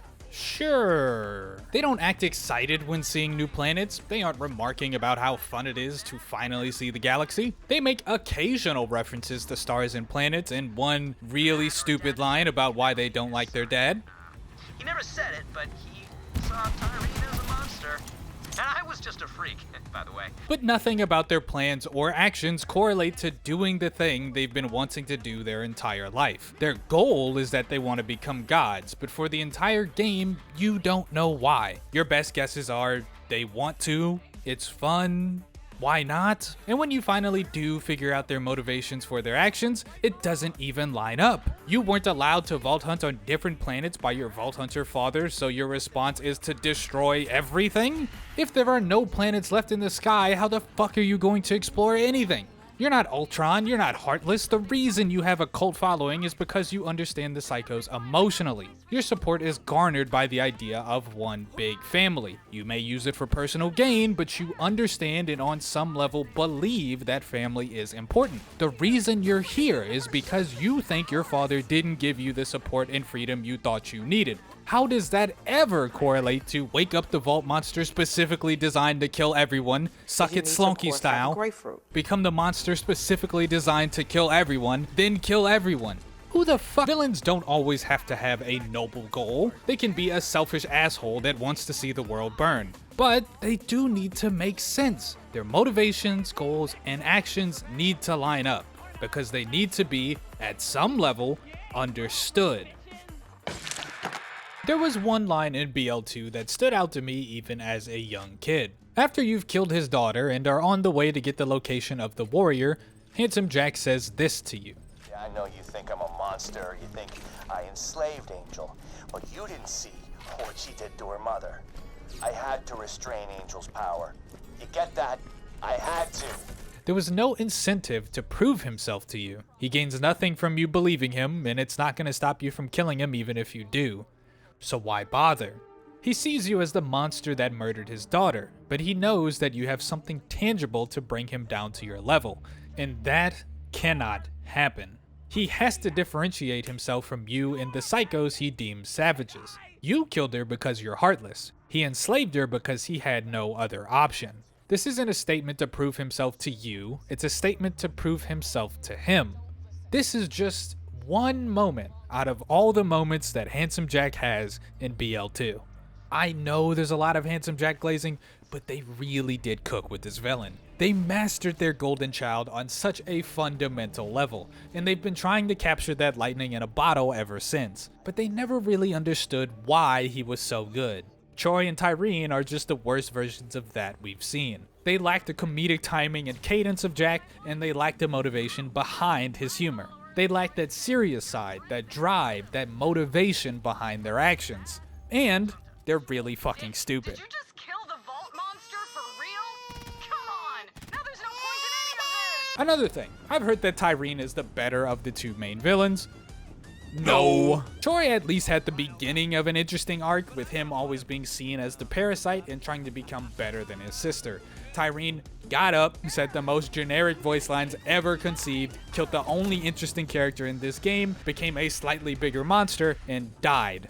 A little bit of something is better than a lot of bit of nothing. Both are ass, but he was better. He should have been the final boss, not her. Also, while we're here, Aurelia being a villain is one of the weirdest retcons they've done in this game. She's far from a main character, having been mentioned in 2 and just a DLC character in the pre-sequel, but they still went out of their way to ignore all the character building they've done with her. She's not an anti-hero or anything like that, but she's far from a villain that would be easily bribed or buy into what the Calypsos are selling. Her only arc in the pre-sequel is her getting more and more disgusted by Handsome Jack's actions, culminating with her saying this. Right, that's it. I've had my fun, Jack, and so I shall leave you with this one final piece of wisdom that your plasticine face will surely ignore. Kill yourself. Darling, I'm evil. Let's not kid ourselves, but you're just something else entirely. You're far better off opening the throat beneath that ludicrously soul-patched face than suffer the bloody karma I imagine the universe has in store for you. And with that, I shall bid you adieu. Additionally, your breath smells like farts. And this is after he killed 3 innocent people and said that the world needed cleansing. There's no way a person that said this would ever consider the people who are actively doing that on a galaxy-wide scale family. She may hate her brother with a burning passion, and I could see a world where she kills his boyfriend's father just to fuck with him. But she wouldn't do that if it meant every star in the galaxy was going to die with it. Why? Why? We honor our fallen comrade. No bands, no motion. Look at him, look at him. Go through a conveniently creatable portal, and we fight Tyreen, a slightly bigger monster. We dumpster her with our legendaries that Marcus sold us, and the really strong planet-destroying destroyer dies. Lilith gets her powers back. We get to open another vault filled with green and purple weapons, and oh no. Great Vault is still opening. Elpis is tearing Pandora apart. Don't worry though, we have a machine specifically designed to stop this from happening. This for me? Okay, why can she do that? If the keys designed to contain a planet-eating monster could be destroyed, how was the destroyer ever contained in the first place? It has the knowledge of everything it has ever eaten. It is smarter than we can even fathom. I'm pretty sure he would have come up with the genius idea of breathing on the keys to prevent his own demise. What if they created the keys as locks after it was contained? Says the one guy desperately trying to defend another stupid fucking cutscene 1 hour and 28 minutes into this video. Well, Jason, thanks for watching this far. The people who created this key have been working on this for centuries and asked the strongest siren to help imprison it. Their entire civilization has died in the efforts of containing this beast. They would not make the key required to make sure that doesn't happen out of a material that can be crushed in a siren's bare hands. You and everyone you know is dead. You cannot make another key. The first thing I would think about is making sure the key will survive at the very least a siren that wants the vault open. But of course the writers didn't think about that at all and needed to make sure the seal specifically designed to contain the monster no longer works. So now we have Lilith do a callback to one of the shittiest lines in the entire game, hand over the rights to the Crimson Raiders LLC, not to her close friend of many years that has incredible knowledge of basically everything, but to a teenager. And then we go run into a moon and die. A moon that has an entire civilization on it, by the way. She just fucking explodes it. And that's it. The game ends. Hopefully I have articulated the many plot holes and shortcomings and general annoyances that this story contains. There is one last thing that lets me talk about my favorite character and kinda wraps all of this together. It's something that I would call respect. Typhon de Leon is a character hinted at throughout the game with his scattered logs. The stories of the first Vault Hunter are refreshingly good, having interesting tidbits about all the places you travel to, wrapped in some of the only funny dialogue this game has. I didn't get them all in my first playthrough, but the few I listened to had me very excited when they introduced him as a character. He kinda yaps, but he's good. For exactly one mission. Then they give him a completely unceremonious death. Lilith is a punching bag, both physically and emotionally, and neither coincide with her character. Maya was given no time to flesh out her character and was given an unnatural and unfitting death. Aurelia stood with people that have done far worse than the man she condemned, and Zero only shows up when they remember he's in the game. I'm sorry, my companion, but no. It's not just that they are given bad characterization, these characters are getting disrespected. And it's easy to spot with returning characters as there is a discrepancy between then and now. But it's present in the new characters as well. The Calypsos are given a shitty backstory, half-assed one-liners, and a payoff that amounts to absolutely nothing. Typhon de Leon is the first Vault Hunter, the father of the villains, and the man with all the knowledge we need to save the world. And he is given one mission where he speedruns everything we need to know, then they kill him. It would be interesting to have more dialogue between him and his daughter about what he did that would influence them to want to kill everyone. But they get one shitty cutscene. It would be interesting to talk about the fact that we had to kill his son and that we are going to kill his daughter. But instead of trying to create an interesting conversation here, he's given one really shitty voice line. They became monsters. No other way to say it. You're a Vault Hunter. You kill monsters. Simple as that. Look, I'm not saying I'm glad my boy's dead, but at least he can't hurt people no more. It would be interesting to hear more stories from this guy who has built his career on being a storyteller. But we only have one mission, and all we need from him is the information on how to stop the vault from opening. And all of his efforts don't even go towards a good cause. He and many other characters in this game have so much potential. They could be interesting, could have their actions or intentions explained, but it feels like the writers or producers or whoever didn't want to give anyone the time or the effort to give these characters backstories and reasons and motives and lives, because that would mean respecting them as people. And these aren't people, they're characters. Their actions don't need justification, their lives don't need purpose, their deaths don't need to mean anything. But they do. I know I've been yapping about immersion and connection to these pixels in a video game, but that's the joy of it all. to enter an impossible world and connect with an impossible story, to learn about the history of long-forgotten worlds, to interact with beings far out of the realm of possibility, to connect with people who remind you of someone you know, to fight alongside your brothers against an unkillable enemy, to understand just how fucked you truly are, and to persevere anyway. To experience emotions you are probably never going to experience in your life, and to experience emotions you know all too well. It's disrespectful to think I'm dumb enough to accept everything that happens on my screen, to never give me the answer to why, to force me to side with characters I don't like, to kill off characters I do like after they've served their purpose, to hand me a story that says nothing with villains that do nothing with characters that feel nothing. A good story is worth so much more than the sum of its parts. And I'm not saying you have to be perfect, but this story in this world with these characters had so much potential. And BL3 didn't think it was worth the time to try. That is just disrespectful. To the game, to the characters, and to me. And if you ask me, I think that is the biggest reason why this game sucks ass.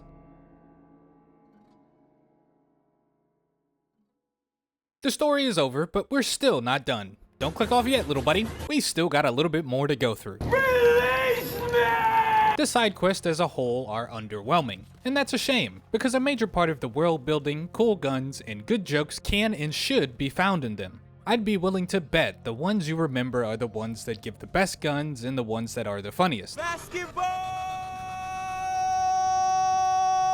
But I think the most important ones are the ones that focus on world building, providing context to areas, monsters, or people that may have left some question marks, or exploring areas that you may not have thought of before. It gives these worlds that feeling that there is more going on than what you see, or it would if they were actually good. You're just a cheap fucking knockoff. Like I said, most of them are terrible, but there are two side quests that I really like. The first one is Childhood's End. It's the one that explains what happened to Jack's wife, and the reason he had to imprison his daughter. It's another retcon, but it's one of the only ones that changes it for the better. It's quite sad, and it's an interesting look into Jack's mind, even before he was corrupted by the Vault.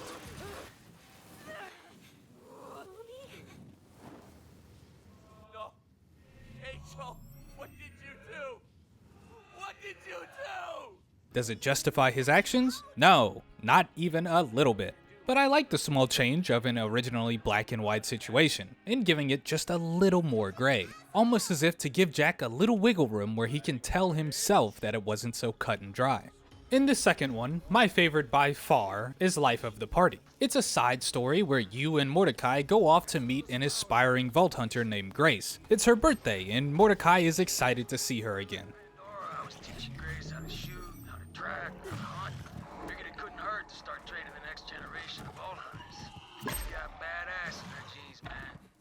You gather flowers, and the path there is filled with balloons, and when you get there, you find her tomb.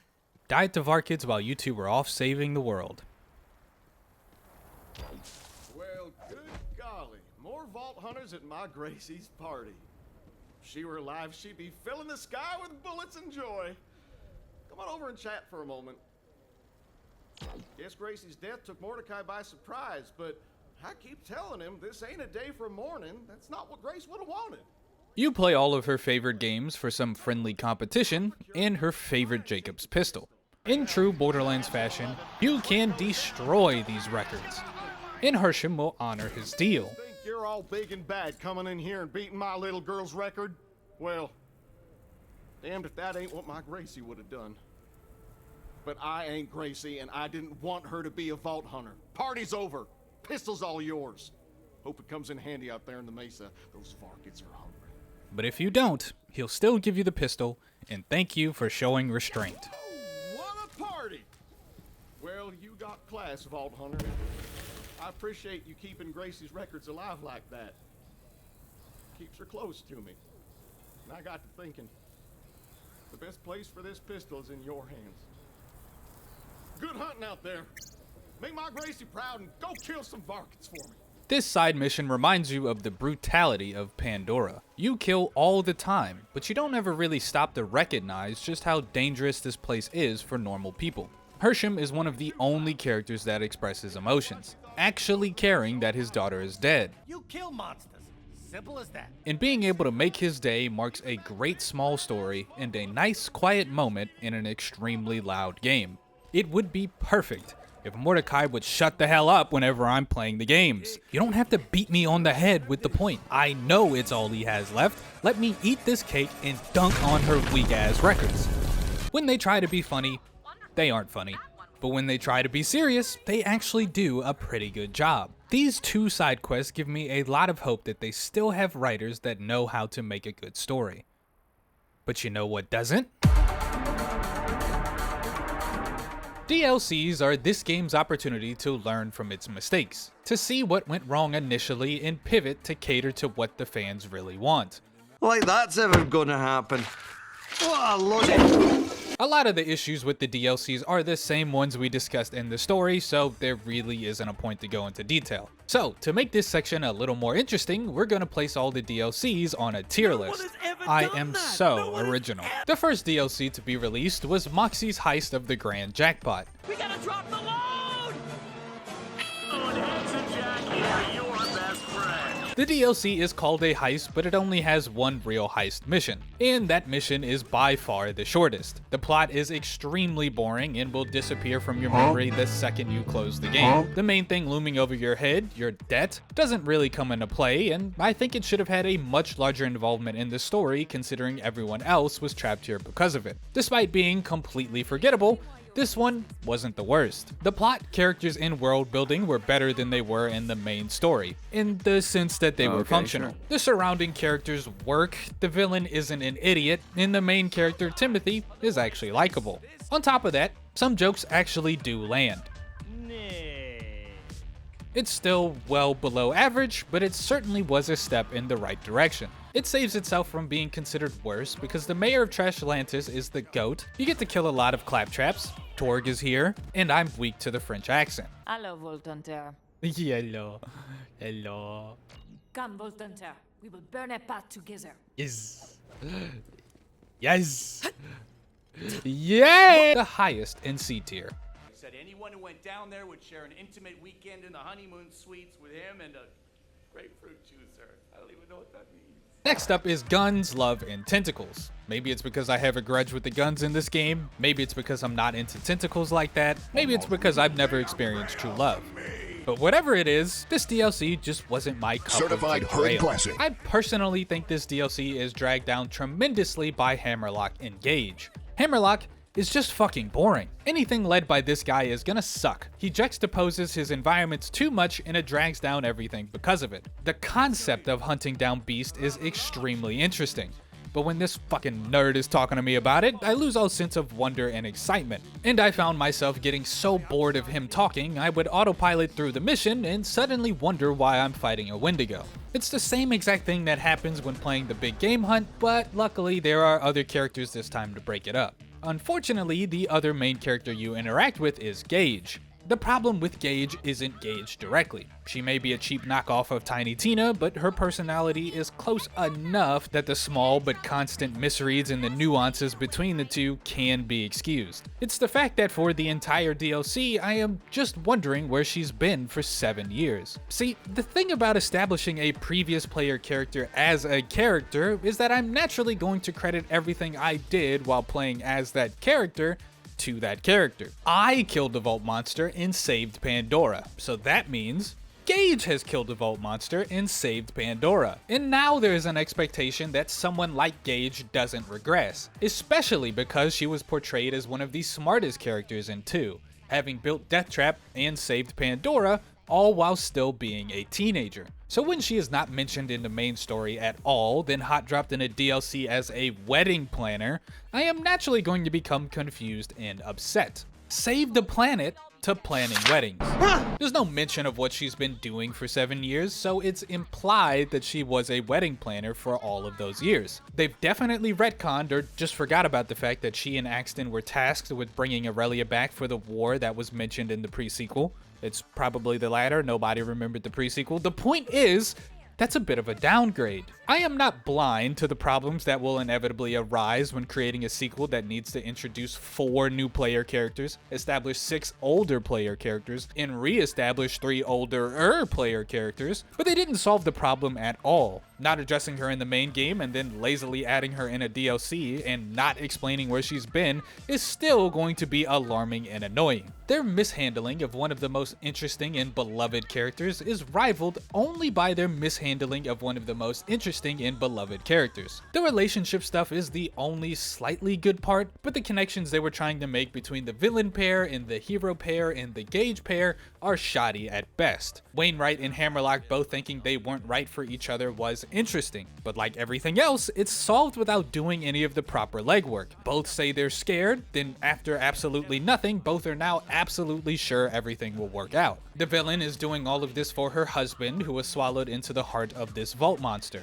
The only thing connecting them to Wainlock is that they have doubts, and they can use those doubts for power, or something, I don't know. Maybe it's explained in Ecologues, I don't care. True love isn't an excuse to enslave a village and kill a bunch of people, and we kill them by the end of this DLC anyway. It's not an interesting story, Claptrap is in this one, and Gage calls Deathtrap babe way too often for my liking. I'm just saying, I don't think it's natural for a human woman to be a motherboard. I'm putting it in D. Next up is Bounty of Blood. This thing on? Test, test. Hey, Vault Hunter, have we got an opportunity for you? Bounty of Blood is my guilty pleasure DLC. No, not like the tentacles. As the only DLC completely disconnected from the main game, this was their opportunity to tell a completely original story. And I think they succeeded in what they were trying to do. It is an incredibly cliche western, but it twisted into that Borderlands style and they really nailed the vibe.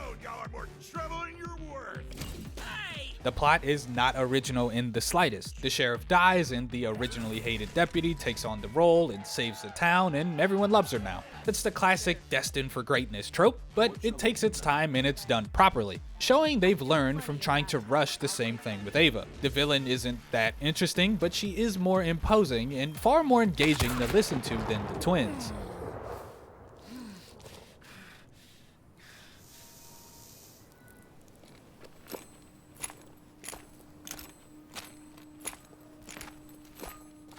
Nice to catch up, Sheriff. This DLC was not groundbreaking in any way, shape, or form, but I like it, and I will defend it as a good DLC till the day I die. High B, maybe even low A. And the one that everyone remembers, Psycho Krieg and the fantastic Fustercluck. If I could say that 5 times fast. Krieg was initially one of the more complex characters, having 2 personalities in one body. Exploring this idea further and focusing on their clashing outlooks on the same past is a bold move, and one that I think paid off. For once, I was invested the entire way through, and the story is still solid 6 years later. This DLC scratched that itch of a more serious story with a goofy undertone, and while you can see the influence Dragon Keep had on it, its environments, characters, and plot are all done in a unique way. Now that my anger and sadness towards Maya's death has subsided, I do think the Maya segments are the weakest parts of this DLC. I understand it's the main thing that connects both Kriegs and their relationship is a core part of his character. I don't even think these sections are bad, it's just that they aren't as good as the sections that focus on Krieg himself. I'm only saying this because the main thing people remember from this entire DLC is the fact that they hinted that some form of Maya could be brought back. And while I recognize that Maya is the more beloved character and would go so far as to say their focus on her was necessary considering the game that preceded it, the rest of the DLC is actually well done and should be acknowledged, especially considering how badly they butchered a much easier character just 2 DLCs before. It's not even close to the powerhouse of Tiny Tina's, but this was a fresh of breath air? What the fuck? With the DLC campaigns done, we have both the designer and the... This thing on? Test, test. Hey, Vault Hunter, have we got an opportunity for you? You don't want to miss it!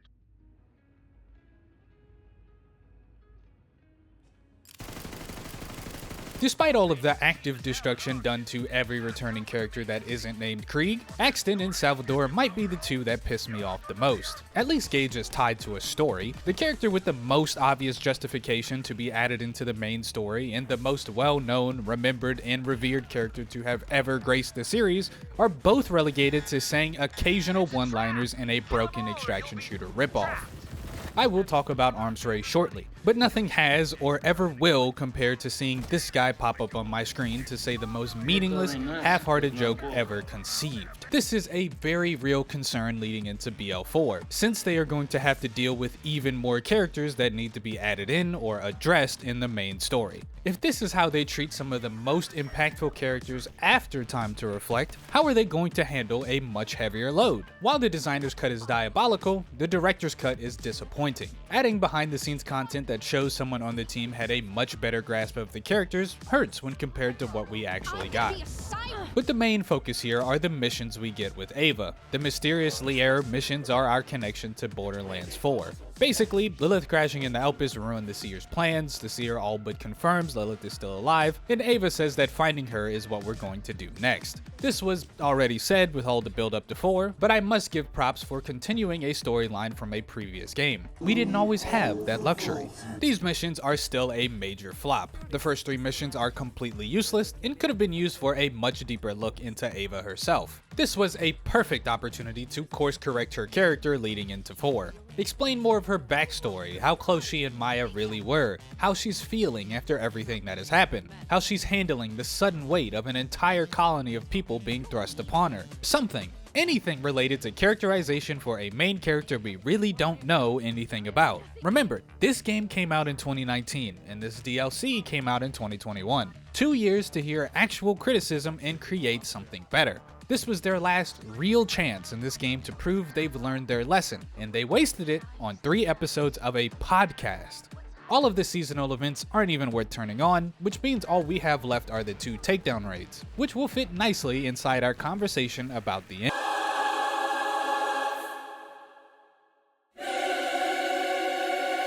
Endgame is very broad. When I say endgame, I am essentially talking about everything after the campaign. A majority of your hours will be spent here, so what motivates you to continue playing? What will drag you back in day after day? What incentivizes replayability? When you beat the campaign, you can go into true Vault Hunter mode, you can fight bosses, find all the special collectibles, or play through the DLCs. Arm race, raids, invincibles, trial chambers, you have quite a few options. But in my opinion, they all crumble under a single question.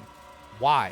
A lot of builds are relying on your skills, 1 or 2 guns, and a class mod. Most of the game can be beaten with underleveled gear, so why would I spend more than, say, an hour grabbing subpar gear from a few bosses? Finding the collectibles gives little XP and the occasional chest. Unless I am super invested in the lore or really like Claptrap, why would I waste time going out of my way to find them?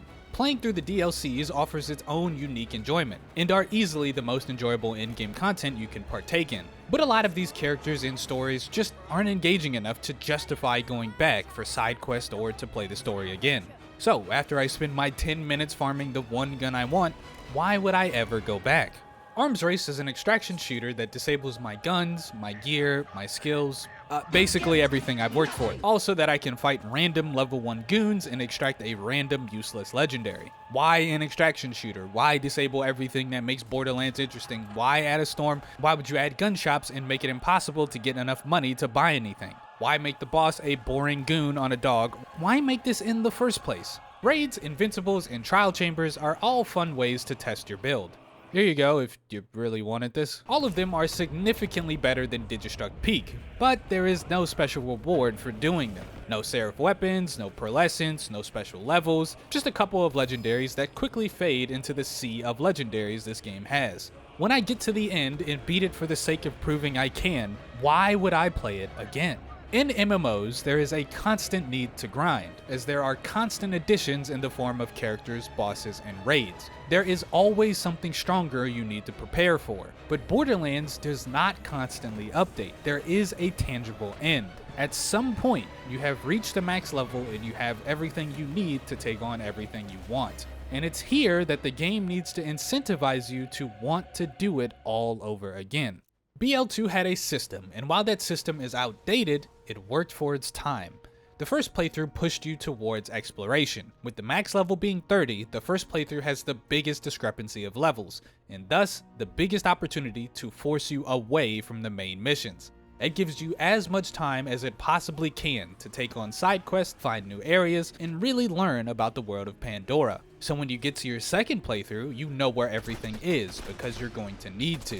Enemies have more health and more resistances. Everything you have learned will now be put to use. With an increased drop rate, you can now reasonably find and farm for legendaries. You can go back to side quests you like for weapons you want to help you whenever you're stuck. And if you didn't spend the time to learn in the first playthrough, every enemy beating the shit out of you will certainly force you to do it here. And even after beating the game for the second time, you're forced to farm again, since the jump from True Vault Hunter mode to Ultimate Vault Hunter mode is even higher. Starting UVH with anything less than level 50 and a decent amount of legendaries is a surefire way of seeing that new U station 20 times before even getting back to Sanctuary. So you take additional time to fight the warrior again for levels, go back to whatever bosses and side quests you need for the guns you want, and then go into UVH. In UVH is the ultimate endurance test. Every enemy is now scaled to your level, and stronger enemies will permanently be higher level than you. Your gear will only work for a few levels before you feel like everything around you is a bullet sponge. Some guns will stand the test of time, but you will often need to stop progressing the main missions to refarm all of the gear around them.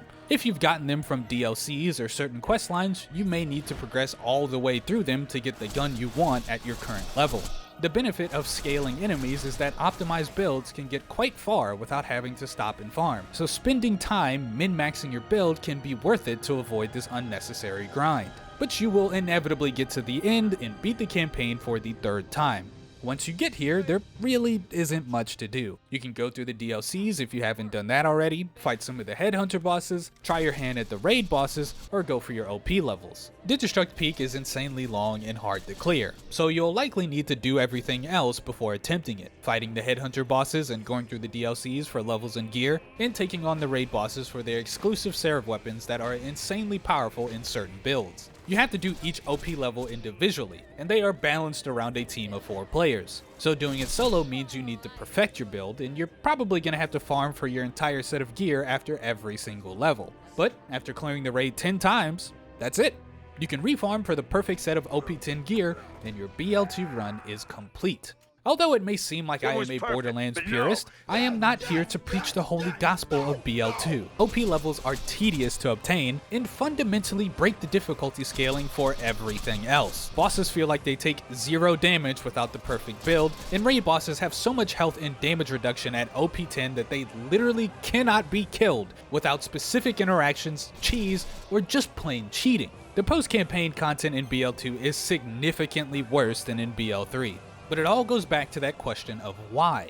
Why should I engage with this content? And at all times, BL2 could answer that question. You take the time to explore in your first playthrough because the game has created roadblocks that incentivize you to do it. You take the time to farm in your second playthrough because the game has given you enemies stronger than you and the knowledge to become stronger than them. You farm and refarm in your third playthrough because the game is now matching your energy, clocking your T as the kids say, and you need to stay ahead of the game in order to make it to the end. You go through all of the playthroughs because the enemies have their levels capped, and if you want to level up your character, you have no choice but to take on the challenge. You fight the raid bosses because you have to in order to get a specific rarity of gear, and you take on the Digistruct Peak because you have to in order to max out your character. The point I'm trying to make is that the enjoyment of Borderlands does not come so much from endgame content like a traditional MMO that can constantly offer new ways to shake up your build and playstyle and strategy. It comes from making the process of getting to that point both necessary and fun to do, because it's what you're going to be doing over and over again. BL3's endgame content is much stronger as endgame content. The bosses are more varied, the raids are much more fair, and are arguably much more fun to do. But there is no point to do them. And when I start another playthrough, I don't have an incentive to do half the things I did in my first run. The campaign not being enjoyable at all is a major hit. The lack of rewards make it even worse. But the thing that I think has done the most damage to BL3's replayability is Mayhem Mode. Each level of Mayhem Mode adds extra durability to the enemies, applies random modifiers, and gives additional XP, money, and drop chance. At the highest level, enemies have 10,000% health, shields, and armor, but you get double the XP and a lot more world drops. 10,000% may seem like a lot, and if you're jumping from 0 to 11, it certainly is. But a couple things actually make this trivial. Their health may increase, but their damage doesn't, meaning defensive builds feel no difference. Damage outside of your guns, like melee, pet, and skill damage, all scale alongside the Mayhem level. This was a necessary change given the state of OP10 Krieg, but it still has the downside of skill-based builds feeling no change in between Mayhem levels. In some cases, they are stronger at Mayhem 11 than they are at 0. So if you have a decent build and a decent shield, you can instantly jump to the hardest difficulty without much pushback. Well, adding a toggleable, optional difficulty, even with some design flaws, still seems like a net positive, right? I know I'm making a lot of points here and I'm bouncing around quite a bit, but follow me here. Badmaw farming. At some point in your Borderlands 2 career, I'll bet you hit a roadblock. Most likely in UVH. Then you went back to Badmaw to farm your levels, then you went to get whatever gear you needed and continued on your journey. There are a multitude of different ways to gain levels, but Badmaw was the easiest and most efficient. By this point in the game, you have beaten the campaign at least twice, probably upwards of 10 times. You've played through the side quest you like, and the side quest you don't. You know what you want, and by this point, you've taken every path you've thought about to get there. Path of least resistance, and now you have a way to skip optional side quests that at this point in the game are now tedious. This is inevitable. You are going to get bored of something, and at some point, the level grind is going to feel like it's taking too long. And you are voluntarily going to do something unfun in order to get to the parts that are fun much faster. It makes sense. Here's the problem. Mayhem Mode is a built-in and upgraded Badmaw farm. When you activate Mayhem Mode, enemies scale to your level, like they do in UVH. And while they're scaled to your level, that XP is doubled. And while your XP is doubled, you have a much higher chance of getting world drops. You can go anywhere and farm anything, and get an insane amount of XP and loot. After beating the campaign and jumping to Mayhem 11, I got to max level before even beating the third DLC. With Mayhem Mode, I don't have to go into True Vault Hunter mode. With Mayhem Mode, I can avoid the level grind altogether. With Mayhem Mode, I can avoid grinding altogether. You can skip the side quests, the random bosses, the random collectibles. With no effort, I can effectively jump to the endgame and start farming for the endgame content. But due to the way Mayhem Mode scales, I don't even have to farm that much to find success. In some cases, I don't even have to farm at all. Mayhem Mode removes a lot of the busy work, but it also removes the point of playing Borderlands in the first place. Fuck it. I'll say it. I like the grind. I like turning on my music playlist and spending hours going to the same boss to get good parts on a single piece of gear. I like having to talk to John Borderlands for 3 missions so I can get his cool unique. I like beating the campaign, then having to go farm all my pieces of gear again just so I can beat the campaign again. I don't like spending an hour in a raid just to die once and lose all of my progress, but I like optimizing my build and learning about all the interactions I can create just for a small chance of getting to run around with the interfacer. But all of that grinding needs to feel necessary in order for it to feel rewarding. If there was a button to kill everything and win the game, I'm gonna press it, but I wouldn't have fun doing it. And Mayhem Mode is that button. It makes the levels easy, the bosses optional, and the grind unnecessary. And with that, I've said everything I've wanted to say about Borderlands 3. A lot of these problems are solvable, and they have had a lot of time to think about how they're going to solve them. If you want my honest opinion, do I think Borderlands 4 will be their return to form? No, I think it's going to be ass. AAA games have been on a downward spiral for years. Overwatch is a shell of its former self. Killing Floor 3 was one of the worst sequels I have ever seen. I can't remember the last time I have ever been excited for an Assassin's Creed game. And Borderlands 3 was truly the last time I hoped and believed in a game of this scale. And I have been broken ever since. But you know what? Fuck it, I'm sick of being doom-pilled. Horizon Zero Dawn was an original idea and one of my sleeper picks. Marvel Rivals is still great, and Battlefield 6 had an amazing beta. I'm changing the C in Cope to an H. So, yeah, Borderlands 3 is not great. I hope I have given some honest criticism, and I believe the pieces are there. The character introductions and some of the gameplay I've seen have given me some hope that they have returned to form. If they can avoid taking the easy shortcuts and analyzing their mistakes at face value, they can make a game with some real substance.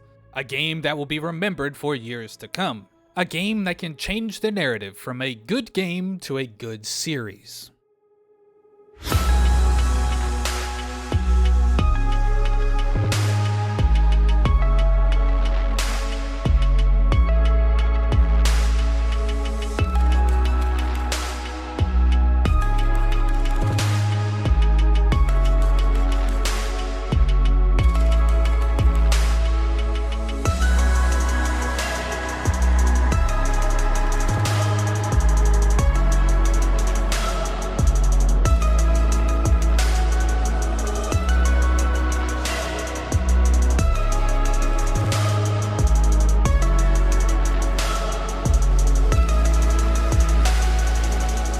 But yeah, it's probably gonna be ass.